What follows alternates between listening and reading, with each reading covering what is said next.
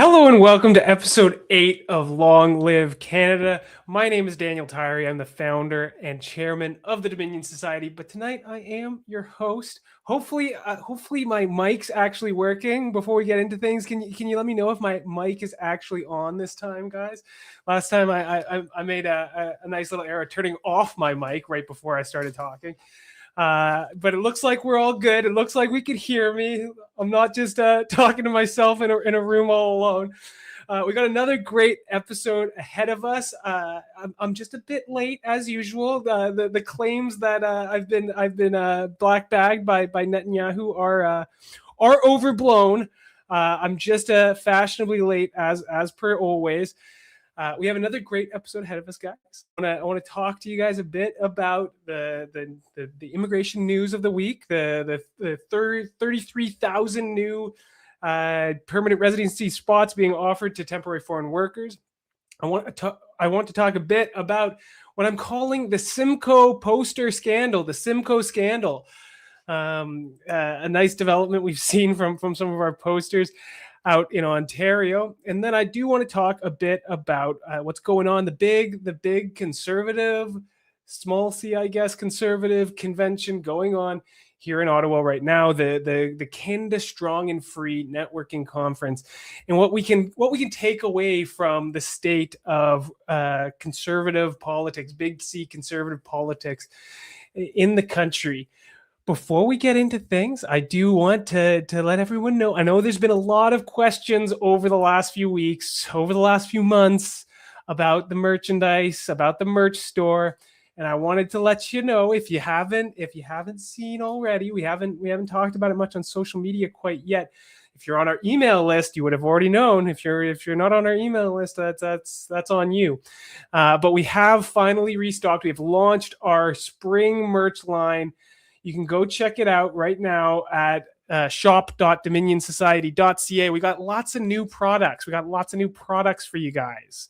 We've got our hoodies restocked, a new design, new colorways for our shirts and our hoodies. We got this nice off-white, this nice cream color as well.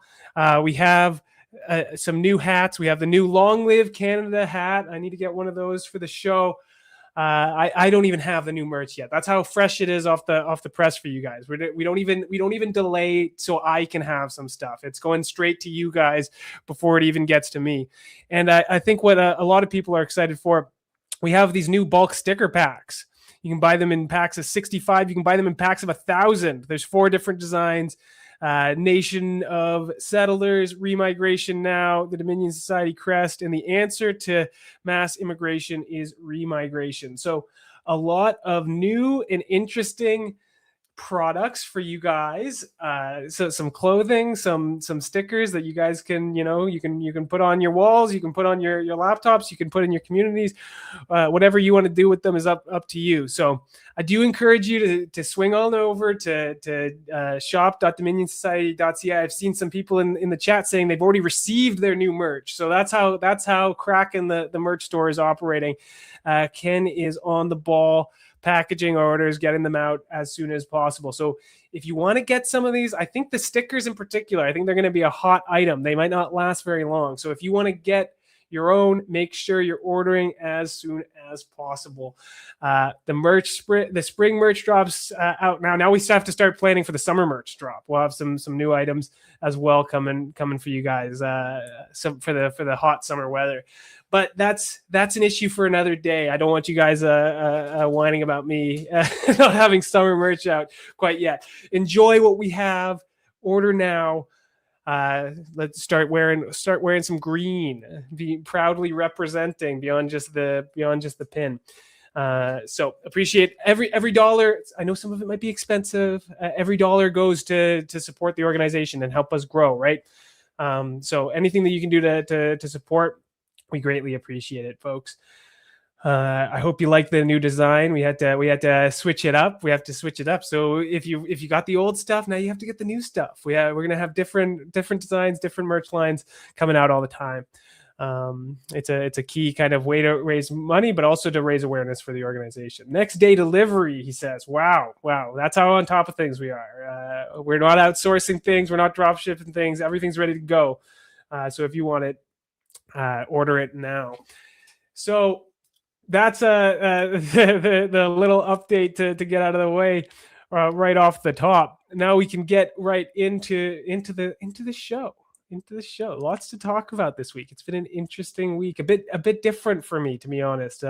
Lots going on behind the scenes. But I've actually had to leave the house. Mr. Self-employed never leaves the house. Has to go interact with people in real life, not just on Twitter. So that's been fun. I'll tell you a bit about that at the end of the show, folks. But we have also a couple of things coming up that I'll let you know about before we get into things. We have an event this weekend here in Ottawa. On Saturday, we have a little public gathering. If you're interested in knowing some more details, you can shoot me an email at info@dominionsociety.ca, and we'll make sure to give you more details. We're not very public about locations and stuff like this. We don't need counter protesters. We don't need people trying to get us canceled or anything like that. So if you want to come out, send me an email and we'll see what we can do. And as well, we're planning a big public event for Hamilton, Ontario for Victoria Day weekend. So if you're interested in being involved in that, again, send us an email. We'll be able to provide you with some more details. So lots going on, lots of organizing behind the scenes, a massive onboarding push. We're looking to get people out for this Victoria Day event.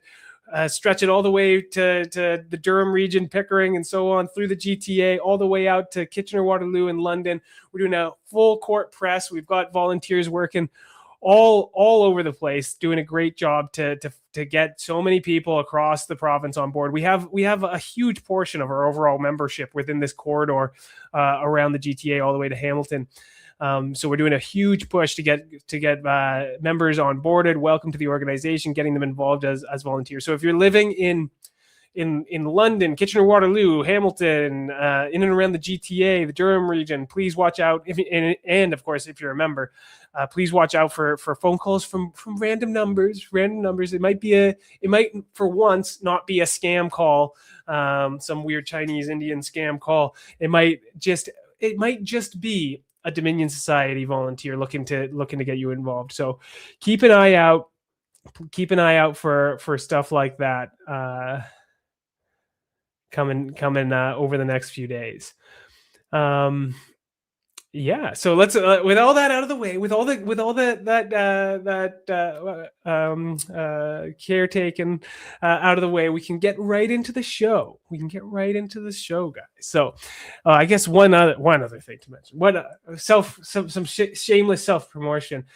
You guys might have seen, if you're following us closely, I did drop another op-ed this week in Juno News. Canada is not just a multicultural economic zone. We are a nation forged through generations of struggle and sacrifice. So through this op-ed, I run through the three main selection events that led to Canada. Specifically, we talk about survival, settlement, survival, and sovereignty. So I kind of walk through the three selection events that created the foundation of Canadian settlers. So first, the type of people who are brave enough to depart the old world and risk it all for a new life in the new world. Second, the people that actually survived the process of settlement and didn't depart back to the old world. And then third, the sovereignty, what I call sovereignty, the folks that rejected the American experiment in favor of a more traditional, hierarchical, orderly society. These are the three main selection events that kind of formed the ethnic foundations of Canada. So if you want the complete story, head over to Juno News and read the full article there. You can check it out. Okay, so now we can actually seriously start things. I don't think I have anything else to mention. The first thing I wanted to cover is the news from this week related to immigration, and I put it in quotes because this isn't really news. This was this development was actually listed in the levels plan in the budget which was released in November of last year. So this isn't really news, but I guess they're moving forward on this program, so it's back in the headlines. So let's talk about it. So here we go. We have up to 33,000 temporary foreign workers to be fast-tracked for permanent residency. So Canada's Immigration Minister, Lena Diab, announced this week that 33,000 temporary workers will be streamlined and given permanent residency. So this is one of the big programs that we push back against in general, right? The temporary foreign worker and the international mobility program. A huge part of migration, especially over the last 5-6 years, has been temporary. These are the pathways that have been massively expanded through the Trudeau government. It's also what Mark Carney has been quickest to reduce, and these are a massive part of the problem, right? Not only like these people, it brings down Canadian wages, it drives up housing costs, it overburdens our healthcare system. We have temporary foreign workers coming over here with their children, putting them in our education system. The system's being hugely abused. Not to get into the black markets behind selling LMIAs, all the abuse that's being used by other foreigners that are already here to try and bring over more family members and so on. The temporary foreign worker program is wrought with abuse, and it's something that needs to be completely shut down or radically limited back to its original intentions, which was all for seasonal agricultural work as it was initially conceived. And a lot of people push back on myself and many nationalists, many immigration skeptics who put these vast totals, who start adding up all the different immigration streams to give these big numbers. They say, oh, well, you can't lump in temporary foreign workers, you can't lump in temporary migrants, they're going back. But that's not really the case, right? There's all sorts of ways that not only are there pathways that exist to get these people into permanent residency.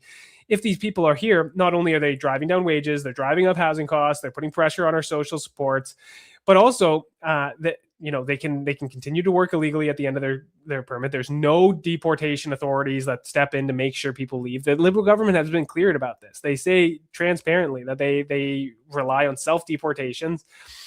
There's no one that's making sure that people are leaving at the end of their visas. On top of that, if they have a child while they're here, that's an anchor baby. That child gets birthright citizenship and can be used for the parents to stay in the country, even if they were initially here on a temporary foreign worker visa. And now we see the government taking new measures to just offer new pathways to grandfather temporary foreign workers into permanent residency. So they say they're slashing the numbers down to I think it's 380,000 for this year. But then there's a separate program for another 33K. So the real number is whatever, 413,000. It's just arbitrarily breaking up. I also find it interesting. I don't think we had these details before, but right off the start of the article, up to 33,000 temporary foreign workers who live in rural and remote communities, I don't think we knew this detail before, are now eligible for an accelerated transition to permanent residency. So if you're out in the rural areas where you think you're safe from the impacts of multiculturalism, immigration, you won't be for long. You're on the federal government's radar. They want to keep the temporary foreign workers that are there. These guys that might be working at Subway or Popeyes or the gas station or whatnot. I don't even know why we need temporary foreign workers to work these types of jobs. These are absolutely jobs that should be going to Canadians, to young Canadians, to the elderly Canadians, to work these kind of service jobs. For some reason, they're going to temporary foreign workers. And worth reminding you that you have Jason Kenney, you have Stephen Harper. It's not Liberals that started this. It's Conservatives that started this, right? It was Jason Kenney that, as immigration minister, that massively expanded the temporary foreign worker program to go beyond agriculture, to include the service sector, to include the hospitality sector, to include all these other areas that we now see completely abused. It was Jason Kenney that brought in the international mobility program, which has now ballooned to 5 times the size as the temporary foreign worker program. It's as much the fault of conservatives as it is the fault of liberals that we're in this situation. An important reminder. And to go back to focus on rural resettlement, like, this isn't even the only problem, right? The only policy that you have to keep in mind. There's also the rural resettlement pilot program that's been going on for the last few years, which is looking to relocate immigrants to areas like Sault Ste. Marie, a bunch Sudbury, a bunch in Northern Ontario. I think there's a few cities in the Western provinces as well. So the government is now making deliberate plays to spread out immigration and make sure there is no bastion of white heritage Canada left. If Mark Carney has his way, if the Liberal government has their way, they're going to make sure immigrants are everywhere. Your quiet, rural, remote community is not safe. There's so many people that say, "Oh, just move out of the city. Just move to the rural areas. You can just flee white flight." You know, there is still parts of Canada that are like what Canada used to be, but no. We see increasingly that the government is making active policy measures in order to make sure there is no escaping it. There is no escaping it. They're spreading them out everywhere. So, again, more and more pathways. They call them temporary, but if they stay here long enough, the government will find justification and new ways to give them permanent status. The other thing I found shocking about this this article, let me see if I can find it. Here we go. The message created false hope. In an online statement, the Migrant Rights Network advocacy group criticized Diab and the Liberal government, saying many migrants were previously led to believe that Ottawa was creating a new permanent residency program. The minister's misleading and irresponsible statements create false hope for tens of thousands of migrants who hoped this program would be their chance at a future in Canada. The group said Prime Minister Mark Carney's government prefers to win good press through fake promises and selling old policies as new ones. And this is a pretty, what you'd expect from a pro-migration advocacy group. But it's an important reminder of how politics actually functions in Canada.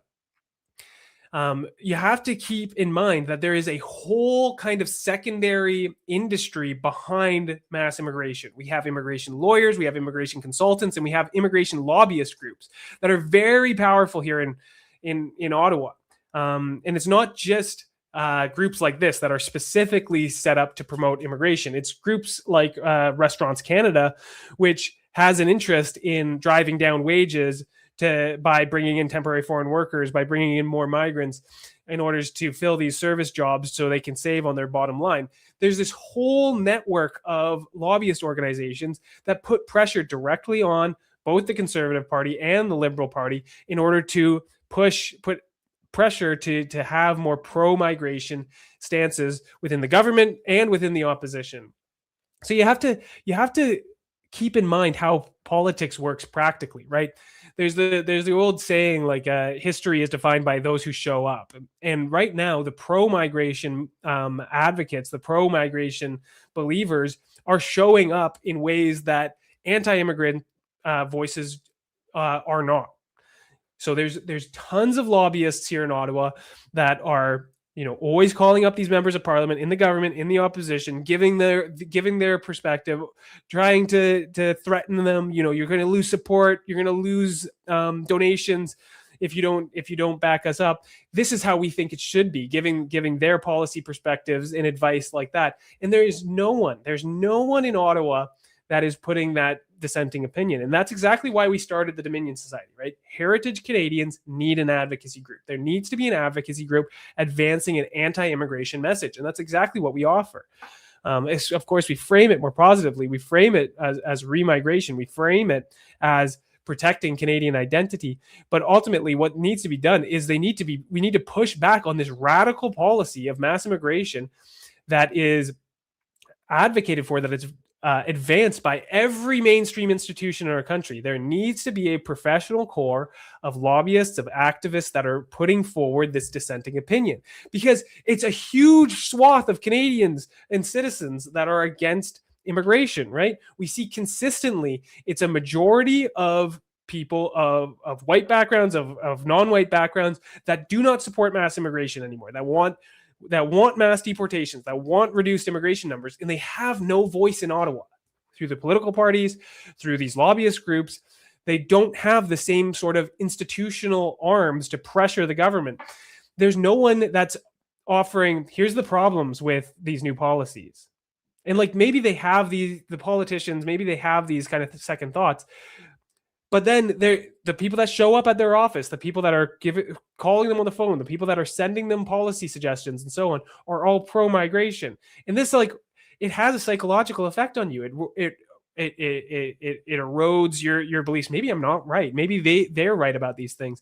There needs to be an organization that can put in touch with them and say, no, your instincts are right. You have to go in this direction. Here are the policy solutions. Here are the white papers. Here are the policies that we need to protect Canadian identity. This is what people want to hear. This is what people want to see. This is a winning issue.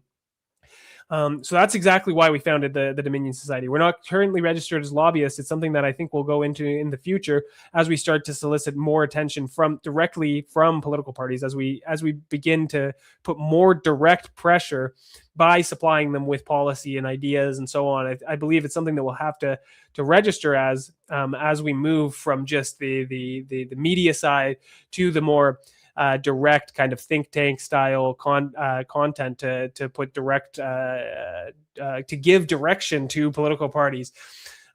We need to build that counterbalance, because right now it's the pro-migration side is way beating out the anti-immigration side, and it's not because of public opinion, right? It's because of institutional pressure created by these groups, created by these economic actors these elitist economic actors that want to drive down wages to save on their bottom lines, that want to drive up housing and asset prices because it benefits them economically, right? So they're able to pay for lobbyists, they're able to pay to put pressure on politicians.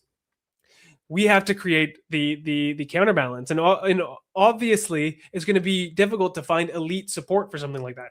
Migration does benefit the elites. I think more of them are waking up to the cultural impacts that they can't run away from anymore, right? Before they lived in their safe neighborhoods away from the impacts of immigration and multiculturalism. More and more that's inescapable. So I do think some of them are waking up, but it's hard to compete with those economic benefits that elites see while we suffer the consequences. So that's why we need to work together. That's why I need your support. That's why we need to crowdfund and put resources into an organization like the Dominion Society, so we can provide that credible counterbalance here in Ottawa and across the provinces as well, to deliver that message, to deliver the message of remigration, which is increasingly popular across the grassroots, which has public support that will only increase over the next few years. As that public support increases, we need to make sure that that's translated effectively into the government through credible, serious, professional organizations like the Dominion Society. So please do realize that the dollars that get donated, the dollars you spend on merchandise, the dollars you spend becoming a member, they don't just fuel my lavish lifestyle. I do not live a very lavish lifestyle. I'm doing this 100% of the time to build this credible option for all of us, to preserve our identity, to preserve our country, so we can live in the country we were born into, and we can pass that on to our children and grandchildren. So if you can afford it, please do head over to our website, dominionsociety.ca, make a donation, become a member, get involved, do what you can to help us grow and advance this message. We're growing fast, but we need to grow a whole lot faster if we're going to solve this problem before it's too late. The next 5, 10, 15 years are crucial. And I can't do it alone. I need your support. I need your time. If you don't have time, I need your treasure. We need to work together if we're going to accomplish this. So that's the first big topic I wanted to cover for today. Whew, let's take a sip. Let's take a sip. Let's look at chat. How are you guys doing? I'm a pioneer. I'm a pioneer. I'm a descendant of a pioneer. um, we're forging a new pathway into Canadian politics. That's for sure. These are unclear waters. We're in new territory, ladies and gentlemen.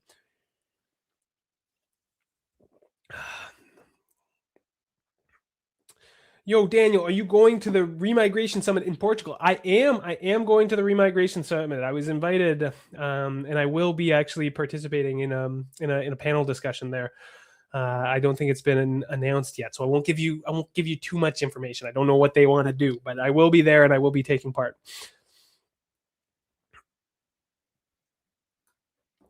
Bro is ascending. I'm becoming too powerful, guys. I finally rehabbed my shoulder. This is huge white pill, huge good news, everyone. I'm getting old. I'm turning 30 this month. Reaching unk status. I lost my Wolverine style youthful healing factor. I hurt myself back like 6 weeks ago now, and I just tried taking a break, tried letting it recover. No, I had to actually like work with ChatGPT and figure out how to actually rehab my muscles. But I'm 100% back recovered. I'm working out again, just starting this week on Monday, and it's nice to be back. For those, it's so good to push yourself and to struggle. I think whether that be through our efforts in the Dominion Society, through our efforts as activists, but also just like on a very personal, physical level, to pin yourself under weight, and to really test your limits like that. It's so important, especially if you're a white collar guy, especially if you're not doing physical labor as a part of your daily your work, like myself. Getting that physical exercise in, pushing yourself, getting used to kind of the mental situation of struggling, and pushing through struggle to find benefits and results, whether that be getting healthier, stronger, more aesthetic. It's very, very gratifying. So I'm very happy to be healthy and back to my exercise regime. We're getting huge this summer, guys. We have to get ready for White Boy Summer. So if you're not working out, you should be working out. Boo, boo, boo. You are Unk. I am Unk. That's me. I have that youthful vigor. I might look young, but I'm getting old, boys. I'm getting old.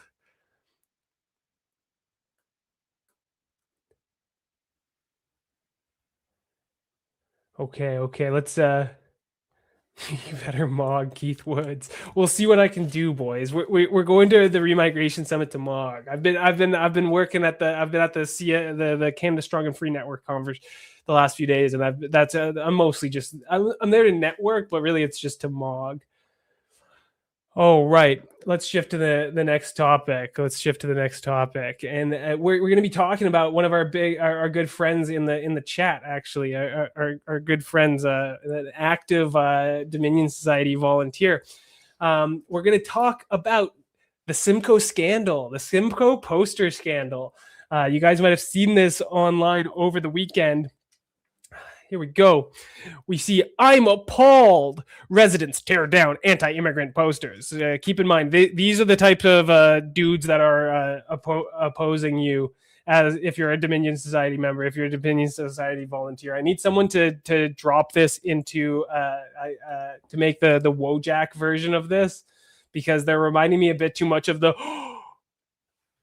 type guys. So I think we need a Wojak of this.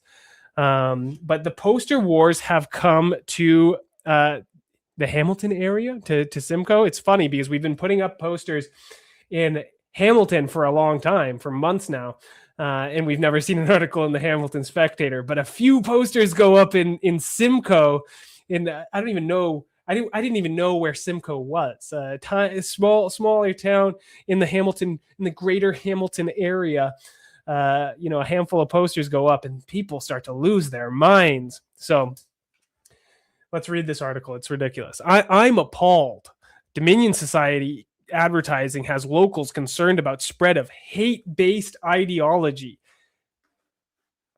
Disavow. We're not hate-based. It's all about love. It's all about love. We don't hate the people that are coming here. It's not their fault. They're taking advantage of obvious incentives offered by the government. It's not their problem. It's just they're not us. And we love our own people. We love our unique identity. We love our history, and we want to fight to defend that. It's not a hate-based ideology. And to be honest, I think that might even be defamation. Seeing posters advertising the white nationalist group in downtown Simcoe last week filled Josh Parsons with visceral disgust.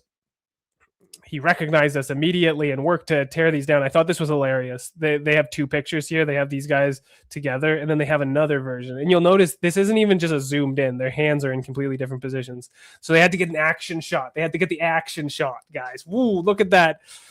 And like, I'll never get over the irony of these people who will like proudly show this off. This tearing a group through the middle, a group of Canadian soldiers in World War II, proudly representing their country, and these guys are like, haha, look at us, we're so awesome, look, we're ripping these Canadian heroes in half. Like the aesthetics here, it's a bit of an aesthetics trap, right? We're baiting them into. They proudly start tearing up the red ensign. They proudly start tearing up images of our history, of our heritage. These people hate Canada. They hate Canada. That's it. They try and make this argument that we're the hateful ones, that we don't understand Canada, but it's the reality is they don't understand Canada. They've swallowed this version of the cultural revolution that has existed for 50, 60 years. We have a vision of Canadian identity that stretched back hundreds of years. History is on our side. These people hate you. They hate Canada. They're trying to destroy the Dominion Society. They're trying to make sure that this resurgence of nationalism and pride doesn't go anywhere. These people are the real hateful people. So they do the usual. They cite the Canadian Anti-Hate Network. Nothing new. They go through. They even cite some local politicians who back up their hateful blah blah blah type stuff. I also found it quite funny. They have a quote in here. Constable Andrew Gamble of the Norfolk County OPP said, while it may not be a criminal offense to put up posters, depending on their content and location, the police service encourages community members to promote, respect, and understand both in person and online. Gamble told the Spectator the OPP remains committed to safety and well-being of all individuals in Ontario, regardless of race, ancestry, or place of origin. Yeah. So I thought this was remarkable. We put up a few posters entirely in line with local bylaws, not violating anything. This isn't hate speech. This isn't whatever you might want to call it. There is absolutely nothing wrong with our activism. And these guys call up the police. They don't reach out to me. They don't reach out to the Dominion Society to get comment on all these crazy accusations that they make out throughout this article, that we're hateful, that we're evil, all this stuff that they print. They don't reach out to us to give us a chance to comment or refute any of these opinions, any of these smears against our organization. They just print them, and they literally printed them this time. This isn't just like an activist organization, the Canadian Anti-Hate Network. This is a real newspaper, right? This is a Toronto Star property, the Hamilton Spectator. They printed in physical print that we are a hate-based organization. Like, this is pretty clear-cut defamation. And they don't reach out to us, but they reach out to the police for our obviously peaceful, lawful activism. And the police says, yeah, there's nothing wrong with that. They're allowed to put up posters, dude. So just absolutely ridiculous. And another thing I didn't like about this, where is it? Here. The laminated poster bore the name and logo of the Dominion Society of Canada, an anti-immigrant group founded in 2025, calls for remigration or mass deportation of anyone not descended from Canada's original Anglo and French settlers. And this isn't exactly what we stand for. Again, while we do believe that true Canadians are connected to the founding peoples of Canada, the founding settlers of Canada, our actual remigration plan is not based on ethnicity. We don't advocate for deporting everyone that isn't a heritage Canadian. We do believe that heritage Canadians must be preserved as the majority in Canada, but our remigration plan is based on like immigration status. It's based off of people who are criminals, who are here illegally, who are here as temporary foreign workers, who people who compromise our national security, our social cohesion. It's not just deport all Indians, deport all Chinese people. That's not actually what we stand for. So for them to print specifically that we call for the deportation of anyone who's not Anglo-French is just literally a falsity of false information. And again, they're printing all these claims, these opinions, these false representations of a federally registered not-for-profit organization that has a mandate to protect Canadian identity and promote for immigration reform. We're not doing anything illegal. We have very clear ideas that are publicly listed all over our social media, all over our website. And this newspaper, a real newspaper, the Hamilton Spectator, is misrepresenting us in their print and online works. So subsequent to this, I did reach out to the Hamilton Spectator and informed them of their defamation. They have made some changes to this online report that you can find. They've added a few different quotes from me, pushing back on some of the things that they've gotten wrong, but still there's still this line at the beginning that says this is what the organization stands for. That's patently false. So I'm still pushing back on them. We don't stand for this stuff, right? Ultimately, the article's fine. Like, this article has done far more to promote the Dominion Society than the 10 posters or whatever was put up in Simcoe ever would have done. They could have just silently. It's funny. Where's this quote? Yeah. So they say, Parsons and fellow Simcoe resident Andrew Peach said they did not hesitate to cut down the detestable posters and are ready to act should more turn up. They have to engage in these clandestine, in the shadows acts in order to recruit. Clandestine, in the shadows. I'm literally talking to you on a live stream. I have volunteers going up in their communities, putting up posters. There's nothing clandestine about anything we do.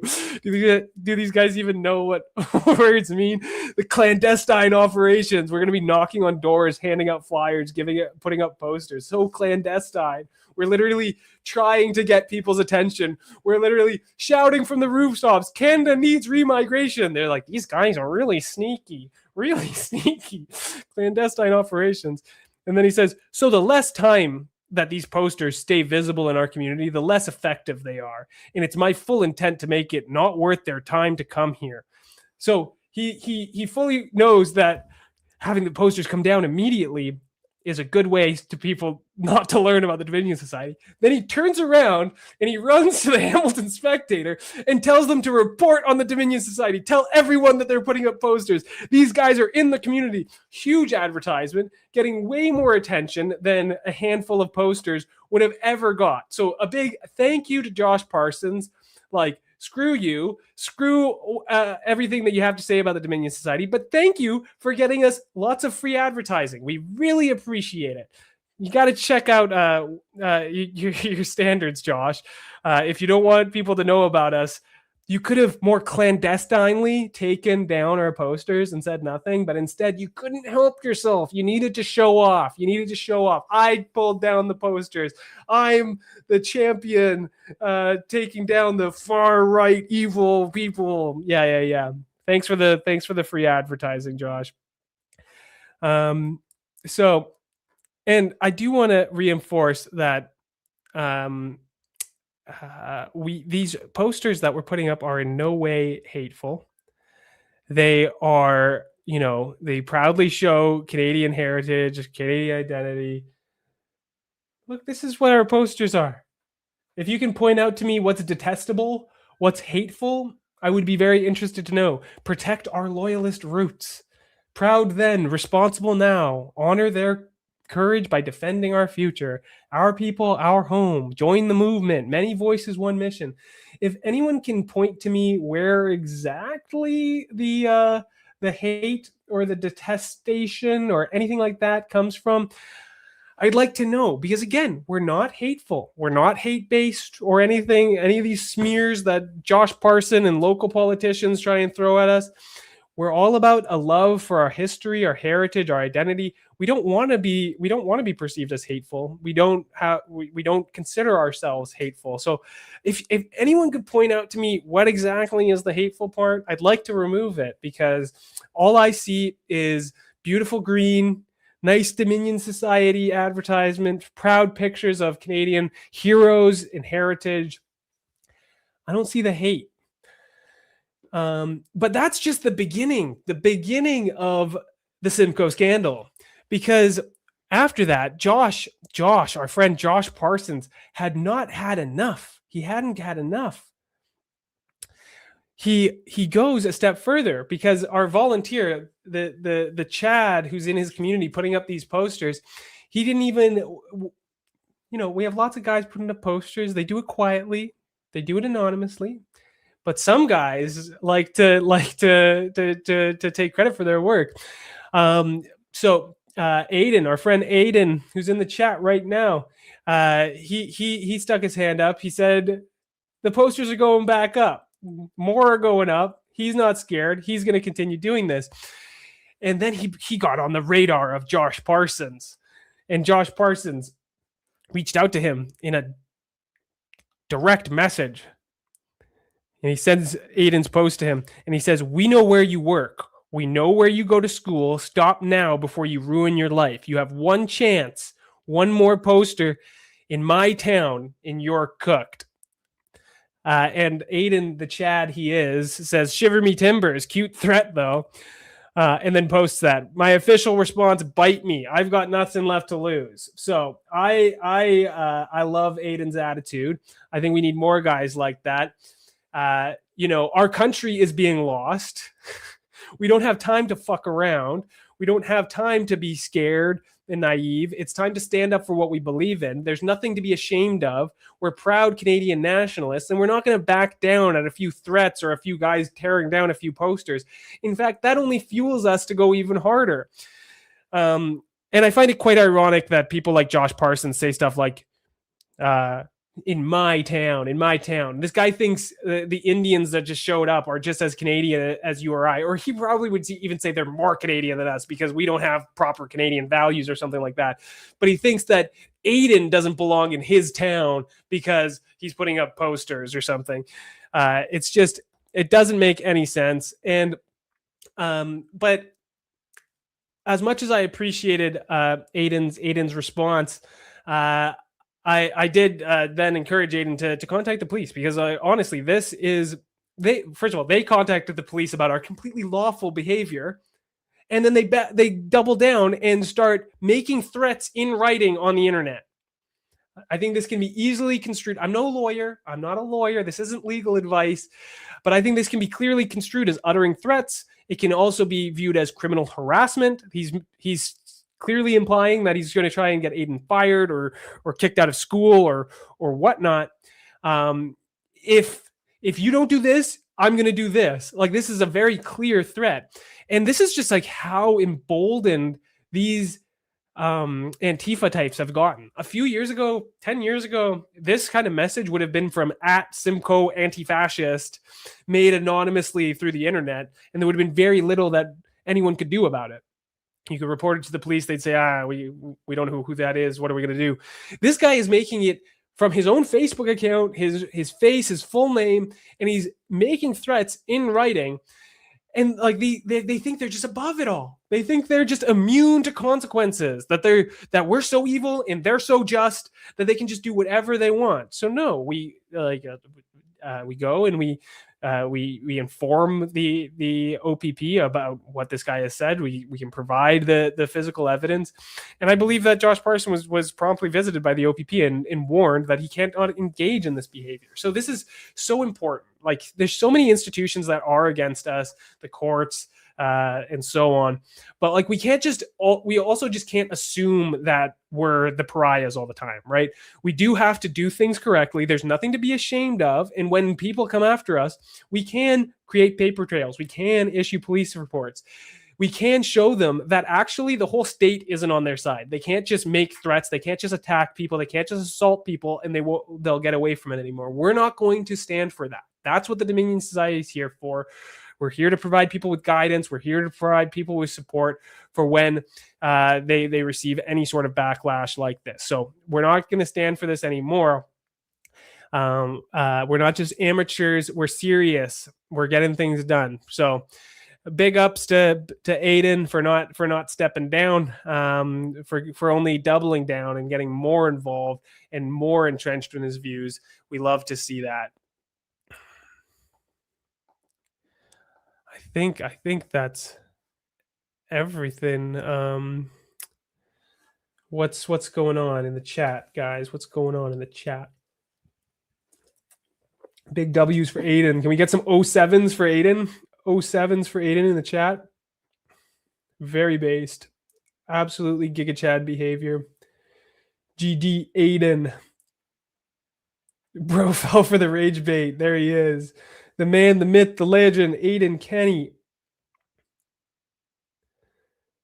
We're not scared of Josh Parsons. We're not scared of Josh Parsons.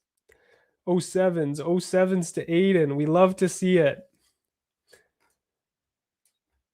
We love to see it. Okay. The last thing I want to talk about today. Jeez. Trying to use making me turn off ad block. Ay, ay, ay.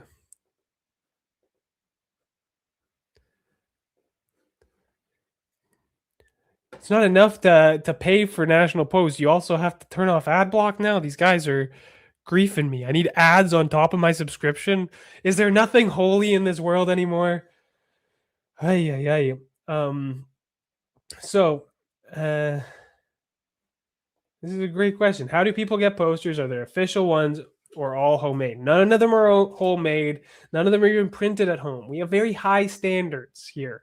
We print nice posters and we distribute them, and we only give them to people who are Dominion Society members who have been onboarded as volunteers. We're not just a disorganized group, guys. We're actual right wingers. We believe in hierarchy and order. We don't just post things on the internet and say do whatever you want, because that's going to result in people having substandard materials, putting them up improperly, putting them up in illegal locations. We don't want any of that.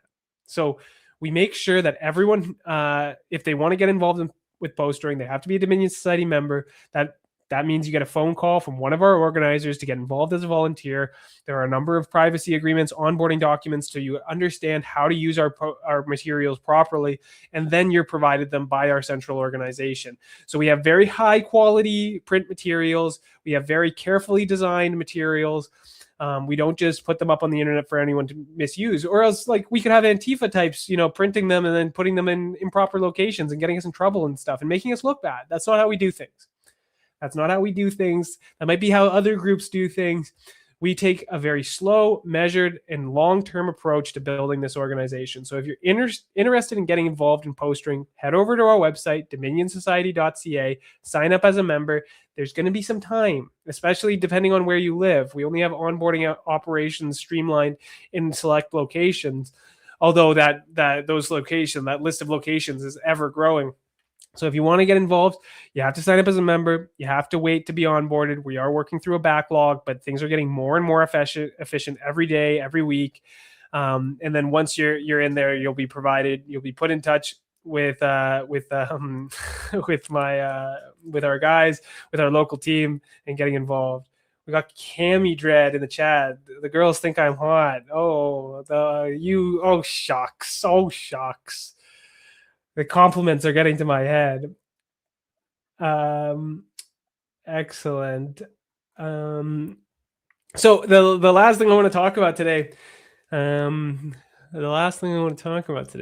is the ongoing Canada Strong and Free Networking Conference. So this might be a bit inside baseball for you guys. I don't know if I don't know if most folks are aware of it, but the CSFN is an annual conference that's like the biggest, not technically Conservative Party convention, but basically a Conservative Party conference. It used to be known as the Manning Conference. It was rebranded a few years ago to the Strong and Free Networking Conference. But basically, it's a third-party group that organizes this big conference. It's kind of like CPAC in the U.S. So it's not organized by the Republicans, but it's for the conservative movement, and it's a big networking. They have big players from across the country, Daniel Smith, Pierre Poilievre, a bunch of conservative premiers, ostensibly conservative premiers, Heather Stephenson. There's some training stuff, there's some networking opportunities, and so on. So that's been going on the last few days, and I think there's a lot to learn about what's going on. I will say I have actually been attending the last couple of days. To be transparent, I wasn't sure if they'd even let me in. I'm a bit controversial especially in the capital C Conservative Party space, especially after that stunt we pulled in Calgary. But I have been allowed to attend. I haven't been bothered too much. Actually, they did have a security guard following me around and filming me and taking pictures today, so I thought that was a bit odd. But I'm just going as an attendee. I think it's an important strategy as part of as we start to grow, as we get the word out, to attend events like this, and not necessarily to disrupt or to make it all about the Dominion Society or all about me or whatnot. But I'm just going to take a chance to get to talk to these people, to humanize the organization, because so many of these people, they think we're like radical, unreasonable. Sometimes I'll ratio people, and my followers are a bit feral. They're a bit vicious. So like sometimes they get a lot of hate from our community. So they can be a bit apprehensive of us. But it's good to show up and be there in person, show face, have conversations with people, and show them that we're serious, we're professional, we're reasonable, we're not going to back down on our ideas, but we can actually work collaboratively with people that we're not just hateful, radical bigots, that we understand how the process works and how and our role in the greater system. So I've had some. I won't go and out the people that have been nice enough to actually talk with me. I see a lot of people that are like making eye contact with me, quickly looking away, trying to avoid me. There's lots of that. But there have been some interesting people, some interesting, very nice people within in and around political parties and other groups, media, and so on, that have taken some time to talk with me, get to know our ideas. In that sense, I think it's been rather productive. So that's and the funniest has to be today. I met a few guys, and there's so many white people that are like so scared of being seen with me and being labeled as evil racist. But as I exit one of the seminars today, I have 3 guys come over to me. They're all non-white. There's a Bangladeshi dude, an Indian dude, a Chinese dude, and they're all talking about how much they love the Dominion Society, how much they love what we stand for.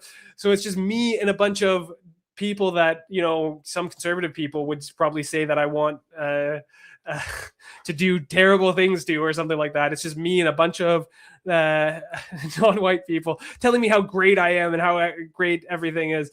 So that was pretty funny.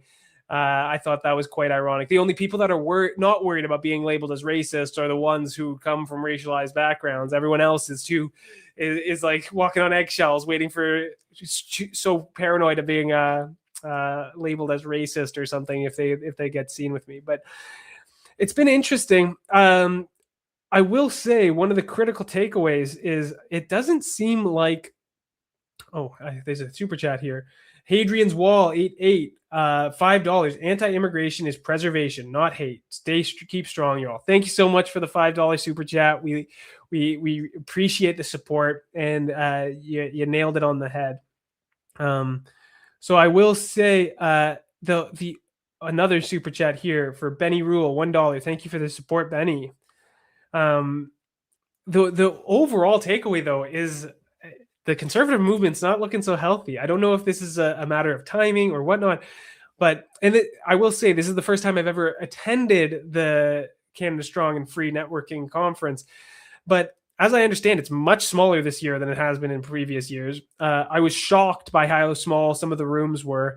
The seats are mostly full. The rooms are full, but the rooms are small. There's not many people there as supporters. The rooms of 100 to maybe 300 people.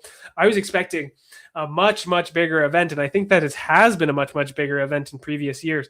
So there's definitely, reflecting the decline in the polls since the last election, there's definitely a loss of energy behind the Conservative Party, the capital C conservative movement. I think there's been some interesting developments in the right-wing space, especially the Dominion Society, but not only the Dominion Society, but the overall conservative movement not looking so healthy. So two things I want to talk about specifically. There was Pierre Poilievre had a big speech today, and it was, I think, not just for me, I think for a lot of people, it was pretty disappointing, even for Conservative Party partisans. We had this email, this article just released. So look at all the ads. This is so embarrassing.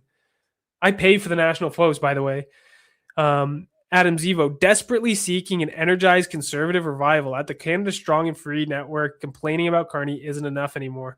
Conservative leader Pierre Poilievre had an opportunity to reinvigorate his party this week at one of Canada's most important political networking conferences. Unfortunately for that, he delivered an underwhelming speech that lacked vision, energy, and real answers to the challenges facing Canada's conservative movement. So that's a pretty shocking. That's the National Post. The National Post is like pretty, supportive of the Conservative Party. To be lambasted like that after a big event like this is pretty big. I will say, over the past few years, quick super sticker from at CLNN Saber. Thank you for the $13 super sticker, $14 super sticker. We really appreciate the support. I will say, in previous years, I don't know if there's a change, what the change in personnel is like behind the scenes, but in previous years, Pierre Poilievre's team seemed to take opportunities like this for big speeches very, very, very carefully, to have significant speeches ready, to make sure they were well filmed, that they were nice spectacles, they had good optics, and so on. And just to trot them out, and like especially at these events like the convention or like the CFSN, where they have more control. It's basically a Conservative Party event, so they can control the aesthetics, they can control the stage design, they can control the camera angles and all these things. There's power to that as a politician, and it lets you put on a very controlled spectacle that you might not have in the House of Commons, you might not have in the media. There seemed to be a lot of intent in previous years, in the 2022, 2024. Now he kind of shows up and he trots out kind of the same old message, no real pivot. It's the same thing. People were expecting a shift in rhetoric at the Conservative Party convention earlier this year in January.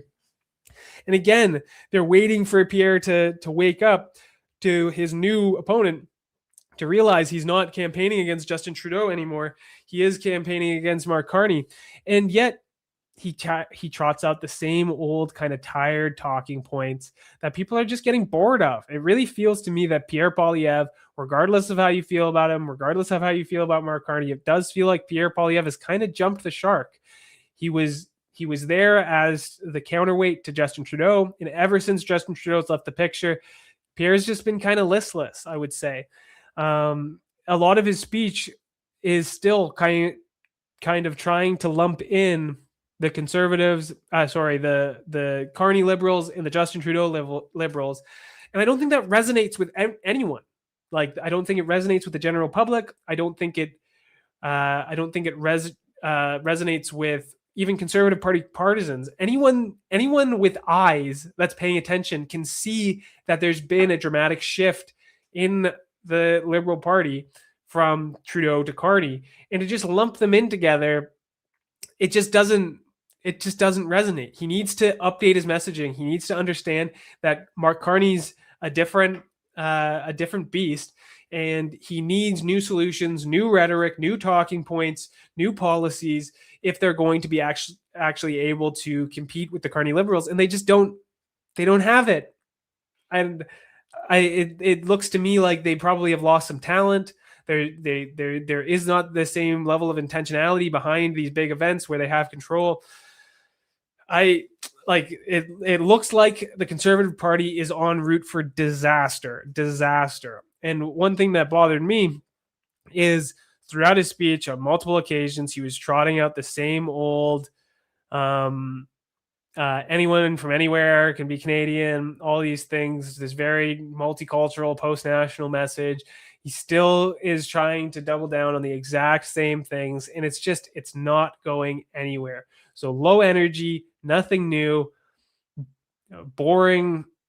It's like he's still asleep, guys. He's not paying attention to the new dynamic of Canadian politics, and like increasingly, it's not easy to remove him at this point, but it's hard to see him leading the party into the next election. And if he does, he's not going to do so well, I don't think. So, yeah, that's what I have to say about that. And the one other thing I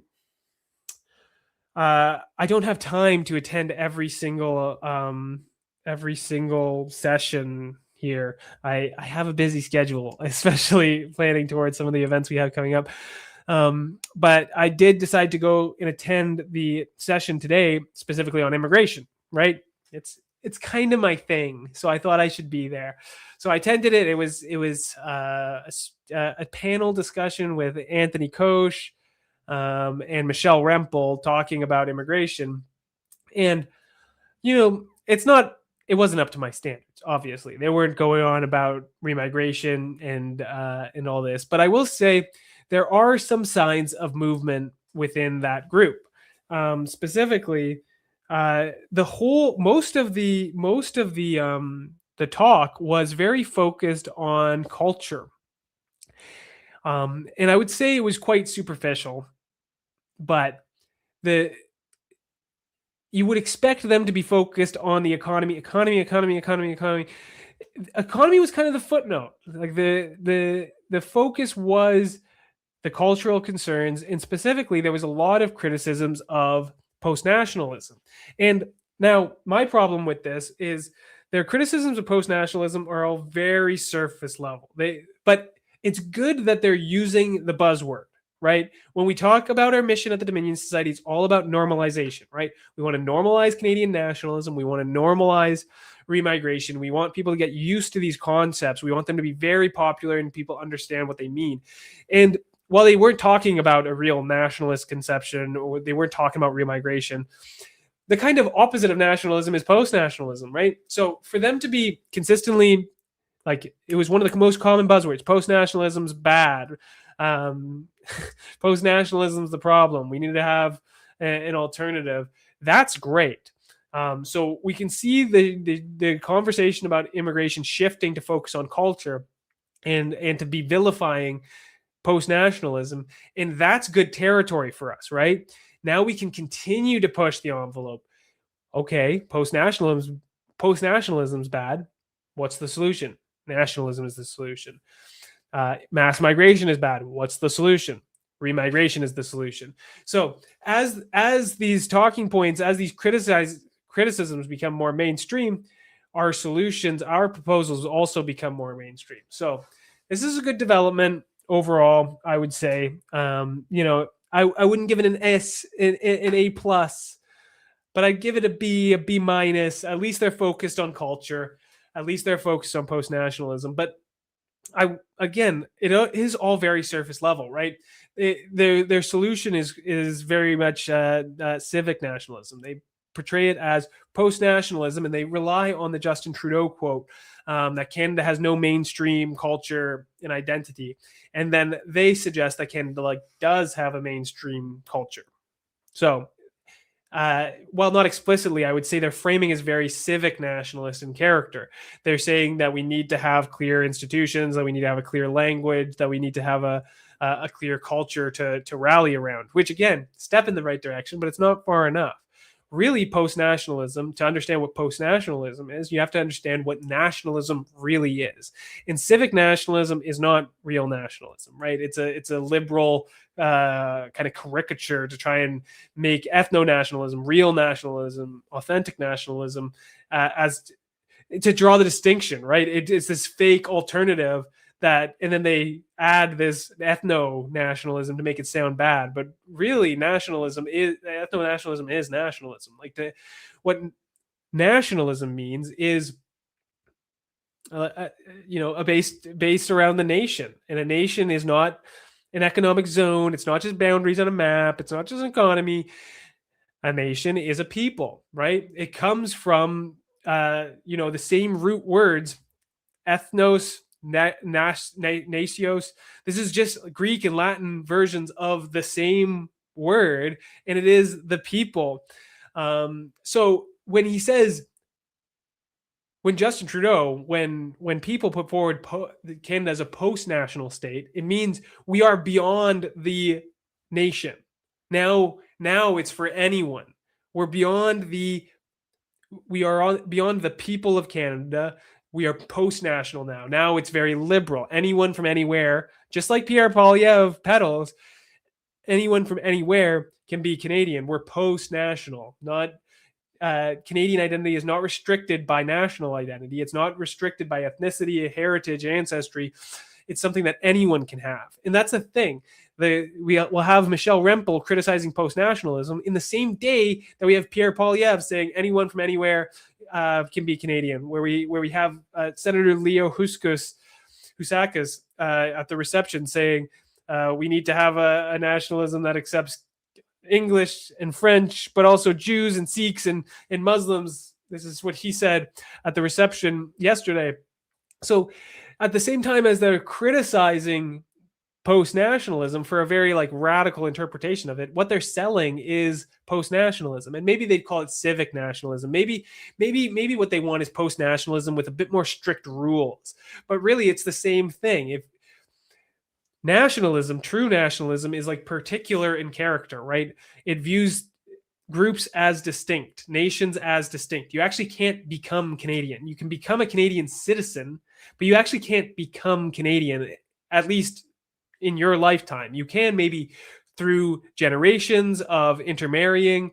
As we talk about a lot, I'm not 100% true-blooded Canadian, right? My grandparents on my father's side were both immigrants, but they married into the Canadian family. My mom's side, we go back to 1649 when Jean Brodeur stepped off the boat in the South Shores of Montreal. So in that case, my immigrant past did marry into the Canadian family. You can become, and my children will be even more Canadian than that. So you can become Canadian, but it's an intergenerational thing. It's not something that you become just because you get a passport, just because you get some paperwork. So that's the real alternative. And this is what I'd encourage the Conservative Party to do. I think immigration is the wedge issue, right? Demographic change is the most important problem facing Canadians. People realize this, whether or not they're comfortable talking about it. This is the most important thing facing Canadian society. And they can't just offer tweaks to the system. They can't just offer reducing some numbers, cutting some programs and stuff. They need to advance an alternative philosophical framework. People say I criticize the Conservative Party too much. And maybe I do, but it's because I do see myself as a sort of right winger. I feel like my home should be in the Conservative Party, and increasingly I feel like my home's in the Liberal Party, which is kind of strange. Obviously, I'm politically homeless completely. I won't vote for either of them until they're advancing remigration. But I criticize the Conservatives because I think they should be more willing to change, given they can't win. They can't fucking win. So they need to do something differently. And we have the answers. We have what they need to be doing differently. They need to be advancing a more culturally conservative right-wing vision on immigration that states that Canadians are a distinct people that must be preserved, right? Our Canadian identity is not downstream from laws and institutions and so on. The laws and institutions are downstream from the Canadian people. Canada would not have the laws that it does, the institutions that it does, if Canada was settled by, the Japanese or the Chinese. It was a very different country when it was settled only by the First Nations groups. Canada is only the way it is because it was established by the French, the English, the Irish, the Scottish, who merged together through generations of intermarrying to form two unique ethnic groups, the Anglo-Canadians and the Franco-Canadians, who would create everything we know and everything we've ever loved. And if they're not willing to take that positive vision of what a Canadian is, if they just want to advance, post-nationalism with stricter laws and stricter institutions and lower immigration numbers, that's not exciting. That doesn't appeal to people that are philosophically different than the Liberals. People will either not vote or they'll continue voting for the Liberals or whatnot. This doesn't motivate people. They need to say, we don't want to lose Canada. Canada is disappearing. It's completely unrecognizable from when I was a kid.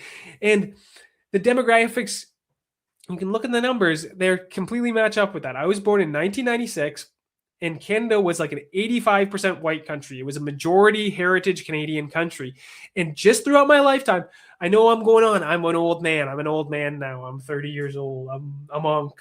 But I'm not that old. Like, this isn't that long.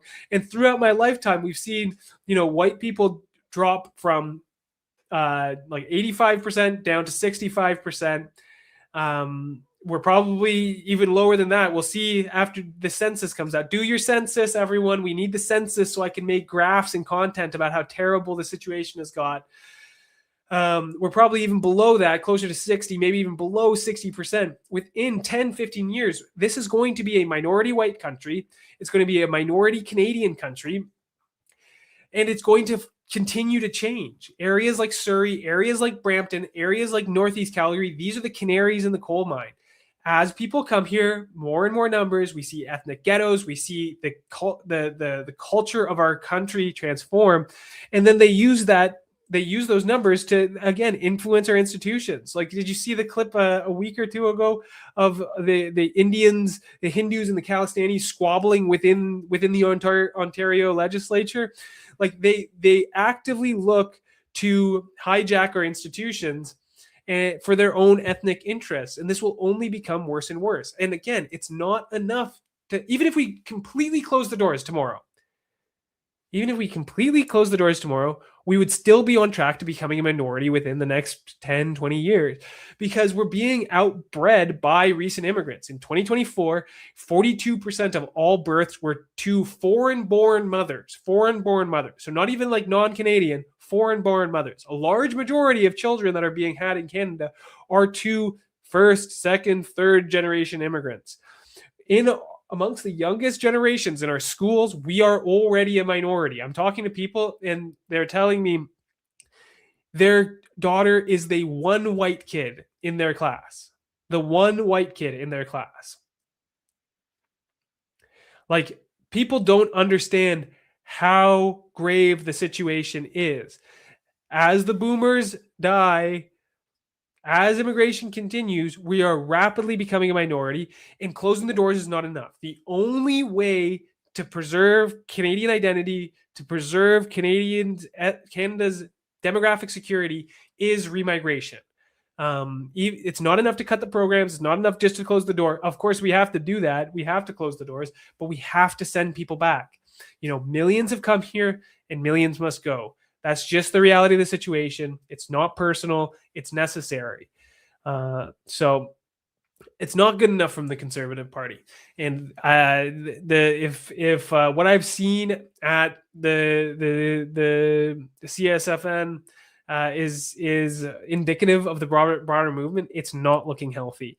And it's time for something new. And if the reality is the Conservatives will continue to lose until they're willing to grapple with these ideas. This is what everyone wants to hear. This is what everyone needs to hear. These are the ideas, the only ideas that can save Canada. And if they're not willing, if they're too scared of being called mean names by the left and the media and whatnot, if they're too scared to do what's necessary to save Canada, they deserve to lose.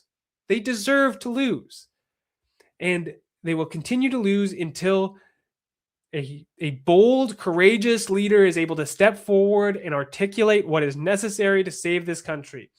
And that person might rise through the Conservative Party. That person might rise through the Liberal Party. That person might have to start their own political vehicle to achieve these ideas. But the man who does that will save the country. The man who does that will lead us back to the promised land. So all we have to do is to continue what we're doing, to advance the conversation, to normalize our ideas, to create the conditions for such a hero to emerge and to save Canada. People tell me it's not possible. People tell me it's too far gone. I reject that. I think whatever is in the best interest of the nation, of our people, is always possible. Do not doubt the indomitable Canadian spirit. We just need to get together. We need to believe. We need to become the best versions of ourselves. Our ideas are just and true and necessary, and they will succeed if we make them. So that's most of what I wanted to talk about tonight. We'll take some questions. We'll chat with the chat. I love getting your questions. So we'll do those for a little while. So you can start throwing questions in the chat. I'm trying to scan through while we're waiting for some questions. I did want to. It wasn't on the agenda, but we have to talk a little bit about the new Governor General of Canada, Louise Arbour. And to be frank, I've been so busy this week. I haven't been able to do the deep dive, but my quick take is this is an awful choice.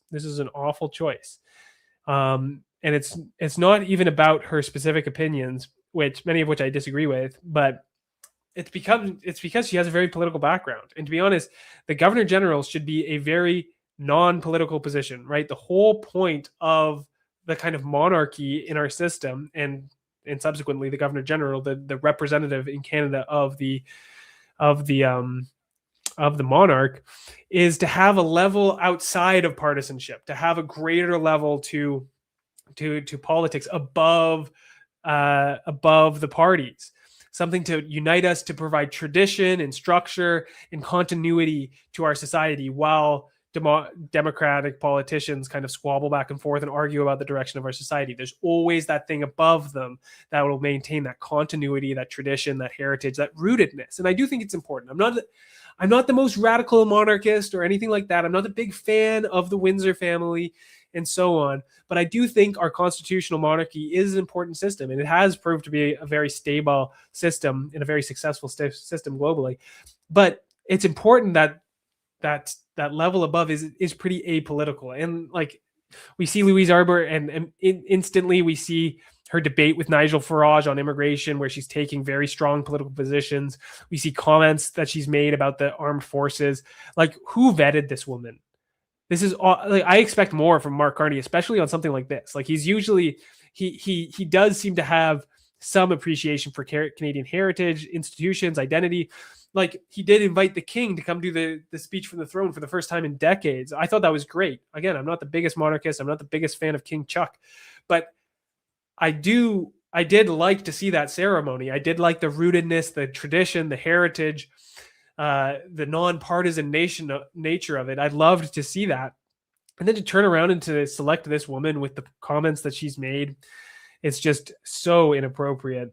In particular, this clip. I am aware of the fear that an influx of foreigners will transform our social fabric in an undesirable way.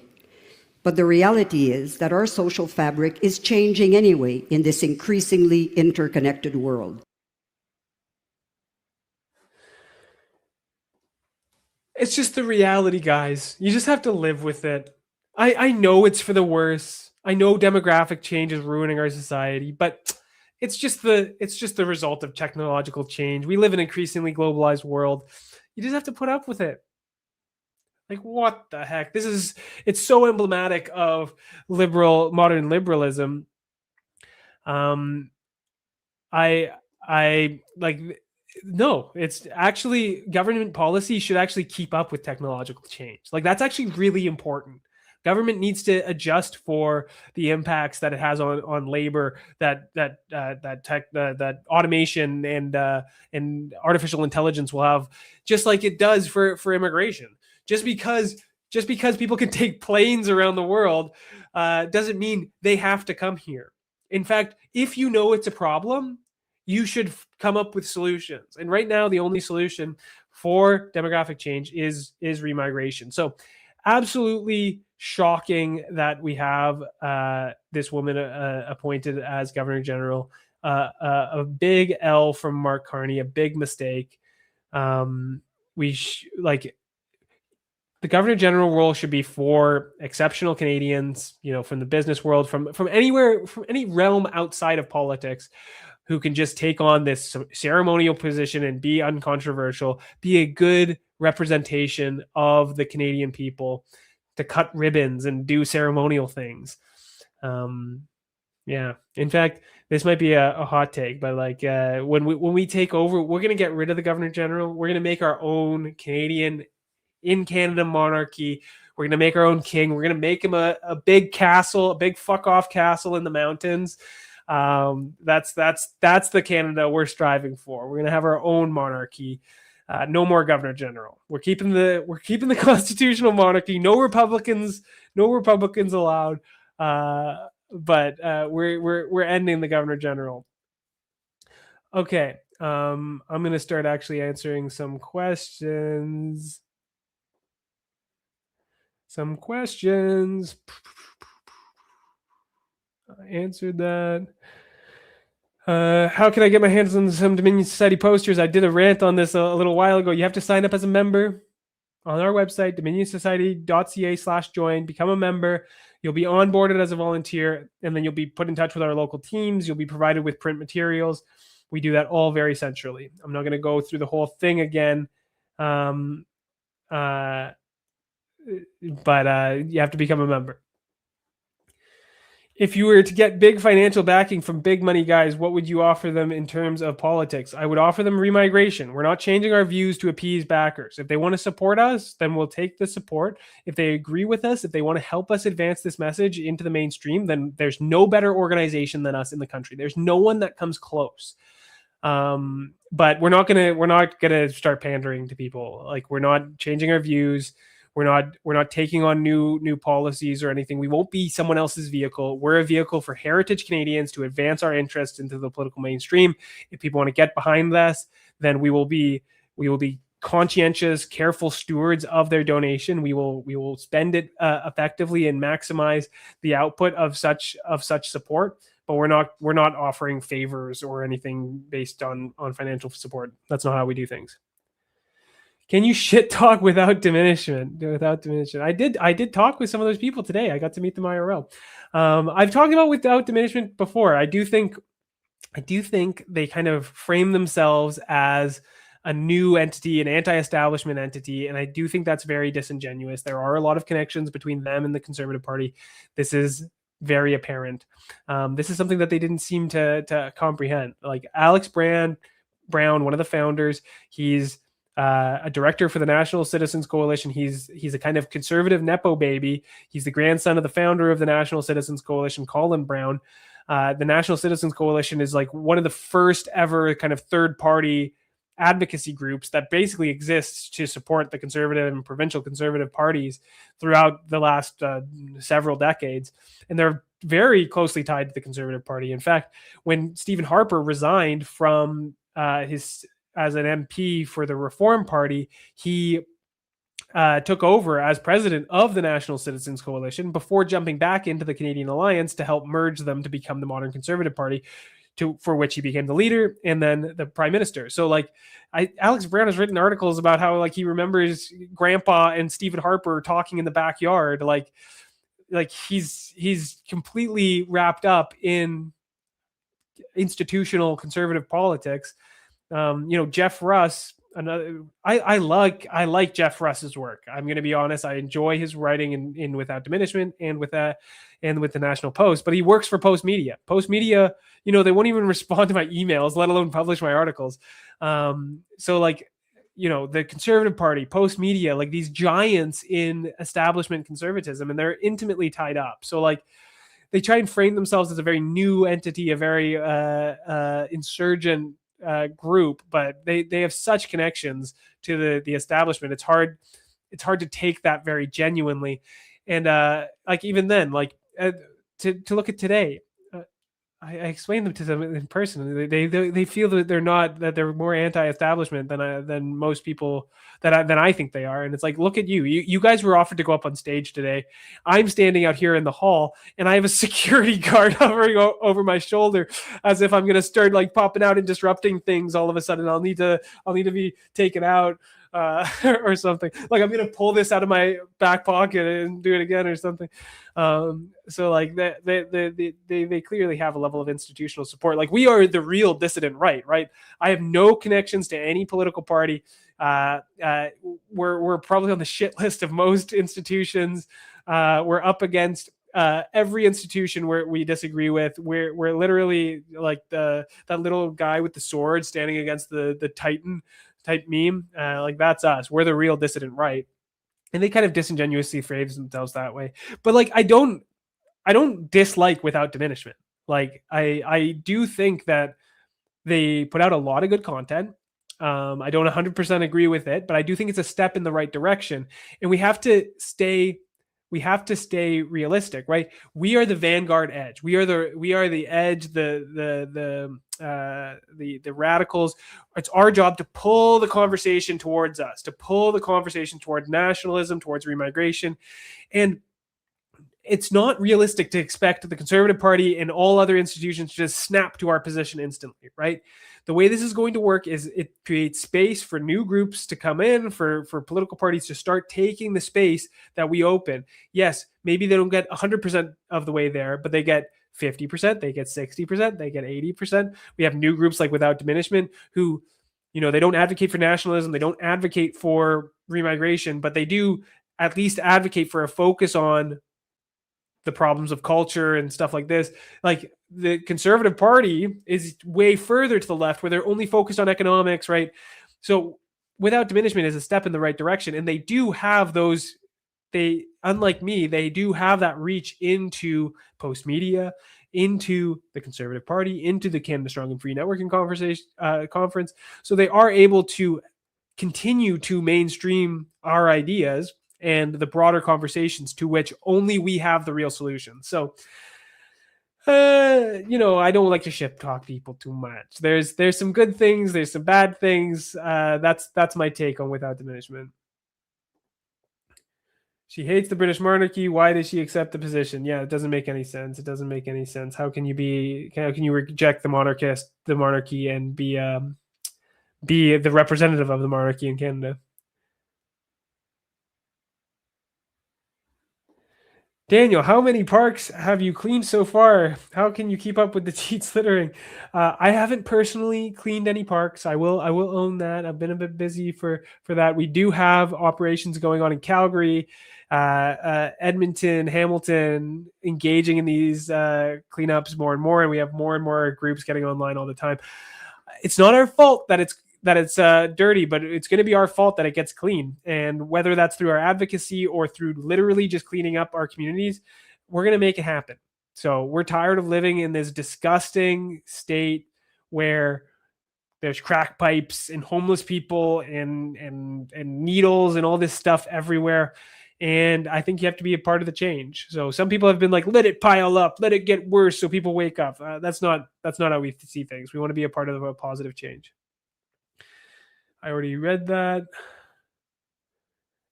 I don't know what you're referring to. Okay.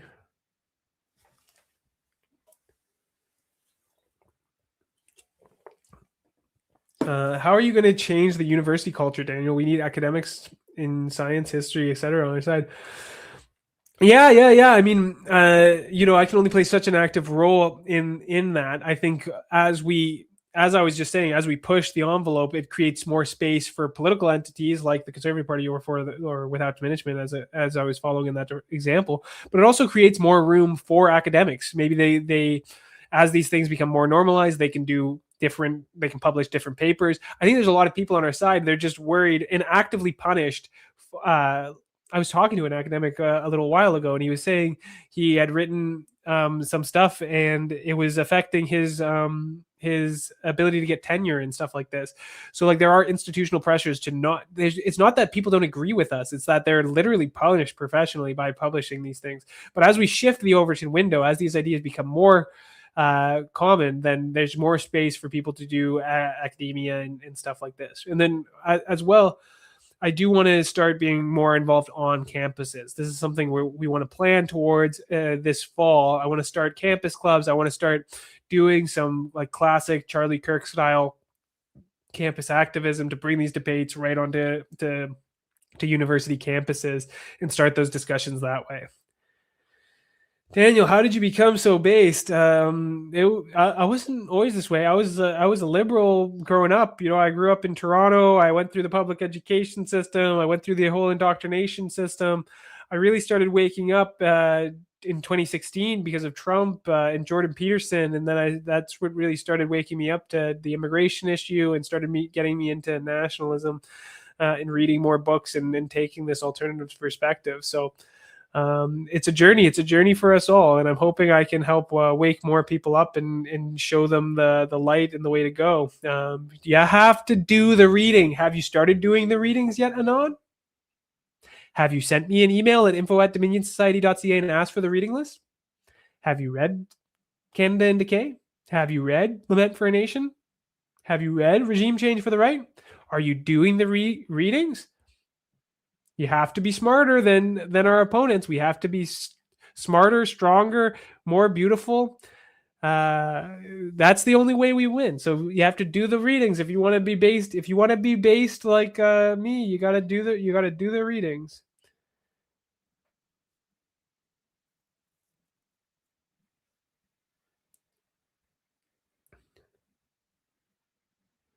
Gonna scrap the Senate or go full House of Lords? I don't. I haven't considered that. Maybe we do need a House of Lords. Maybe we do need to establish an actual aristocracy. What's your favorite champion on League of Legends, Daniel? Tough one. I was a big Orianna player for a long time. I climbed my highest playing Shyvana in Yorick jungle. So those are some of my favorites. These guys outing me as a League of Legends player. How could you? How could you? How dare you? What are your thoughts on possibly moving capital away from the U.S. border to an inland city like Timmins or Labrador City? I don't think that's necessary. I don't want to. I don't want to screw with Canadian identity. I think Ottawa is very appropriate. Although I think we should call it. I think we should go back to Bytown. I think we should bring back Bytown. That's my one take. I don't think it's necessary to move it more inland.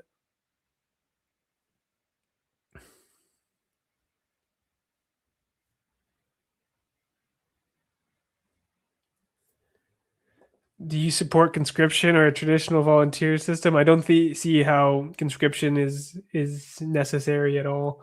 I've dabbled with the ideas of mandatory military service. Um, I think it could be a good way to instill heritage and like even to manufacture things like people. I firmly believe that we should have more exchange systems in Canada, whether that be through the education system or whether that could be through mandatory military service. Canada is so defined by our regionalism, not to mention our like bicultural identity. So if we can find ways that manufacture more exchanges, like I think everyone in Canada should get to spend time in at least each of the major regions, if not every single province, to truly understand Canada's culture. So it would be great to have people from the West spend a couple months a year in Quebec, and for Quebecers to go live in Alberta and out west to get to learn the language, to learn the culture. But that also goes for people from Ontario spending more time in BC or in the Maritimes or anything like that. And I think we can manufacture that not only through the education system, but through something like mandatory military service. Even if it's not about being deployed, maybe it's about planting trees and making Canada better. But I do think that might be a good way to instill more identity into our culture. But there's no serious wars going on that involve Canada at all, so I don't see why like conscription or something like that would be necessary. It's always been a very divisive issue in Canada, especially between English and French Canada, and it would be even worse now. It would not be nearly as popular in English Canada as it was when Canada had a strong British identity. So I don't think conscription is a great idea, but there might be something to mandatory military service in some effect. How will you achieve remigration to actually happen? Our strategy is meta political. It's all like I'm not going to be the guy that starts ramming people up. We're activists. We believe that politics is downstream from culture, and as such, we look to influence Canada's political culture in order to have downstream effects on our institutions, governments, political parties. We have three main streams for this. We have our media content, like you're watching right now, and many other types. We have our grassroots activism, and we have our intellectual development. So we're working on comprehensive policy papers, research, polling, all these sorts of things to as well as media content and protests and banner drops and putting up posters and distributing literature to make sure remigration becomes more popular. So people are never going to vote for remigration until they know what it means and they hear the word, know what it means, and realize it's the only way to protect Canadian identity. So it's our job to make sure everyone understands it and wants it, and then the rest is up to actual politicians. Domsock, honest question. Are Muslims who agree with your policy and Canadian nationalism welcome in the Dominion Society? I love Canada. I lived in no other nation. Yeah, anyone can sign up for the Dominion Society as long as you agree with our ideas. I might not recognize you're Canadian, but that doesn't mean that you can't help us defend Canadian identity. And it's not our policy to kick out literally everyone that doesn't meet our definition of Canadian. We have a distinct policy plan that focuses on things like illegals, criminals, temporary migrants, people that are not integrating into our society, people that are, still loyal to foreign governments, foreign causes that are threatening our national security and social cohesion. If you don't fall into any of those baskets, like, you should get behind us if you agree with our idea.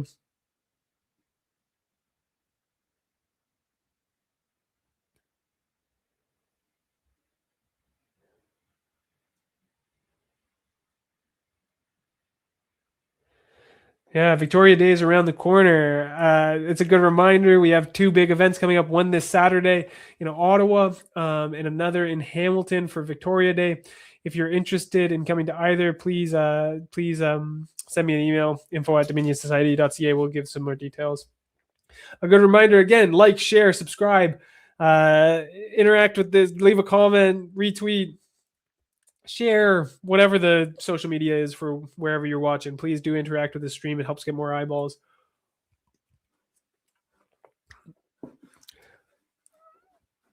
And another reminder for folks that weren't here at the beginning, we have restocked the merch store. We have a new line of spring merchandise, new colorways and designs on our hoodies and t-shirts. We got the new Long Live Canada hat. We got our flags. We got our toques still left over. And we got these new Activism stickers that are bulk orders. You get them in packs of 65, packs of 1,000. You can put those up in your bedroom, on your laptop, maybe on a signpost. We got some cool designs. I like them. We got the answer to mass immigration is remigration. We got nation of not immigrant settlers. And I think we got 2 more designs. Remigration now with the airplane and the Dominion Society crest. So do shop the store, and make sure you buy before we sell out.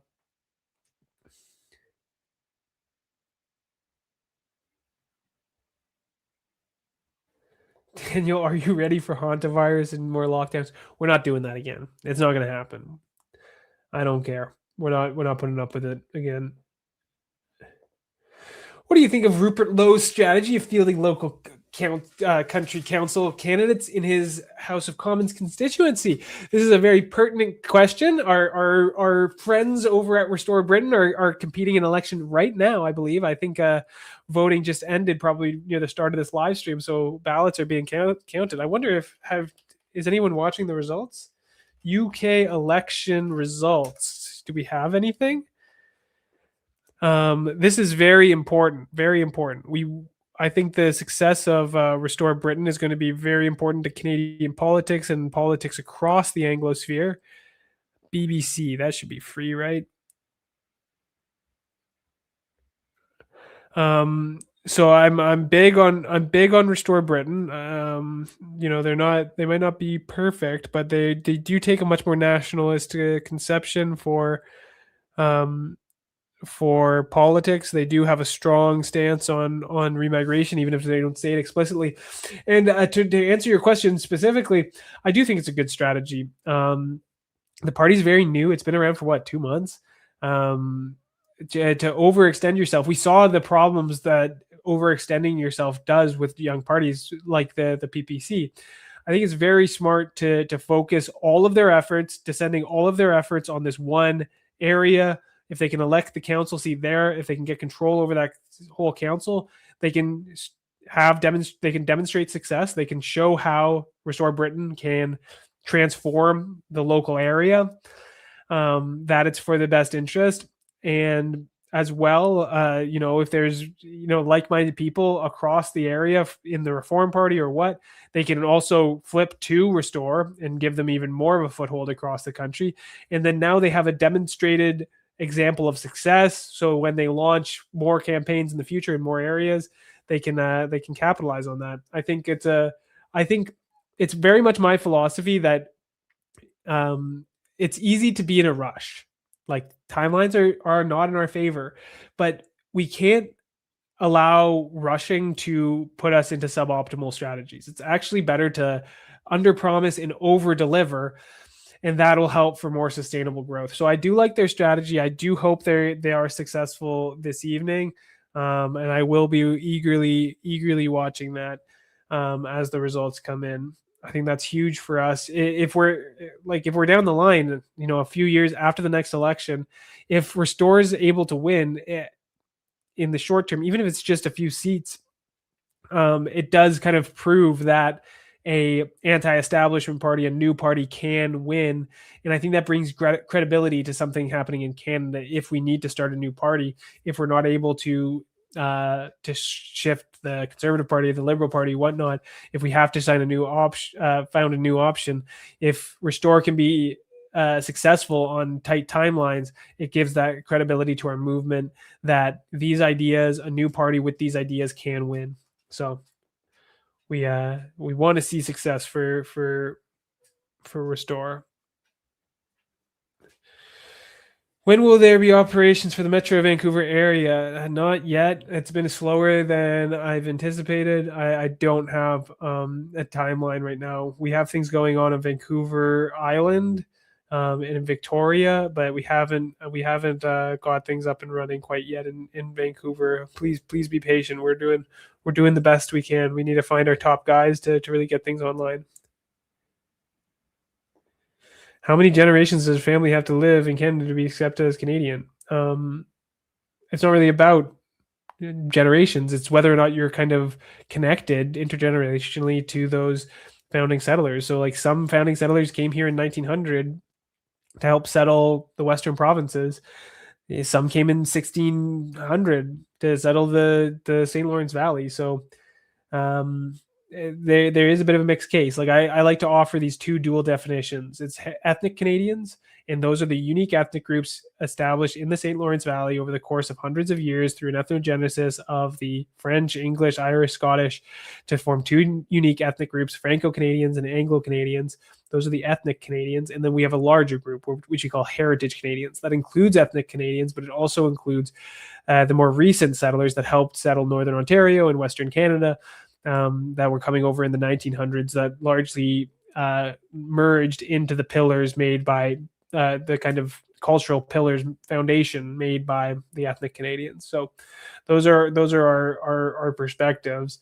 And then if you want to become Canadian, you have to marry into that family. You have to have children. It happens again intergenerationally. Maybe you come here from the Netherlands or whatever, and you're not just a Canadian once you get paper because you're white. Like you're still Dutch. But you might have children with a heritage Canadian, and then they're half heritage Canadian, and they might have children with a heritage Canadian, and that's how you become Canadian through generations.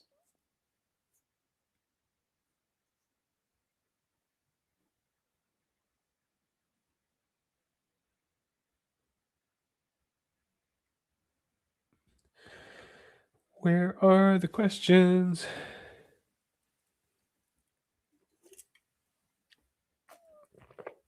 It's so funny to me that people come into this chat and just like talk shit. Don't you have anything else to do? Don't you have anything else to do?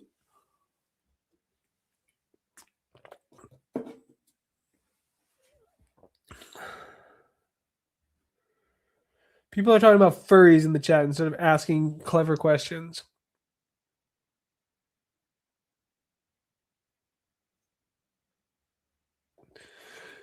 How would you label descendants of settlers who are from other nations like Germany, Netherlands? I think I just answered this. Many of which are heritage Canadians, and many of which have kind of gone through this intergenerational ethnogenesis to marry into the family. I don't think there's a lot of pure stock Germans that have been here for a long time or anything like this. There's people that are part German and part, that have married into the Canadian family. So many of them fall into the heritage Canadian label, even if they're only partially like ethnic Canadian.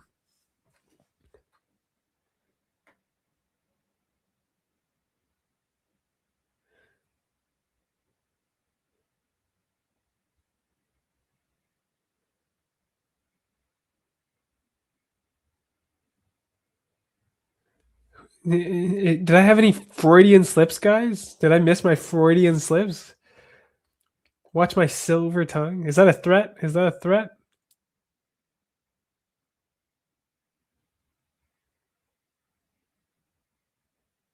What was my Freudian slip? I think I'm very intentional with my words, with my language, but I make mistakes sometimes. Where does your heritage go back to through your mother? St. Lawrence Valley or the Loyalist migration or other? It is the St. Lawrence Valley. My first relative came here, Jean Brodeur, in 1649 on the shores of the south shores of Montreal, where they lived for a long time. My great grandfather moved to the Timmins area, and that's where my mom was born. So it's most of my family goes back to this just south of Montreal. My great grandfather Arthur Brodeur was a miner. He took part in the Klondike Gold Rush. Um, maybe I can pull up some pictures for you guys.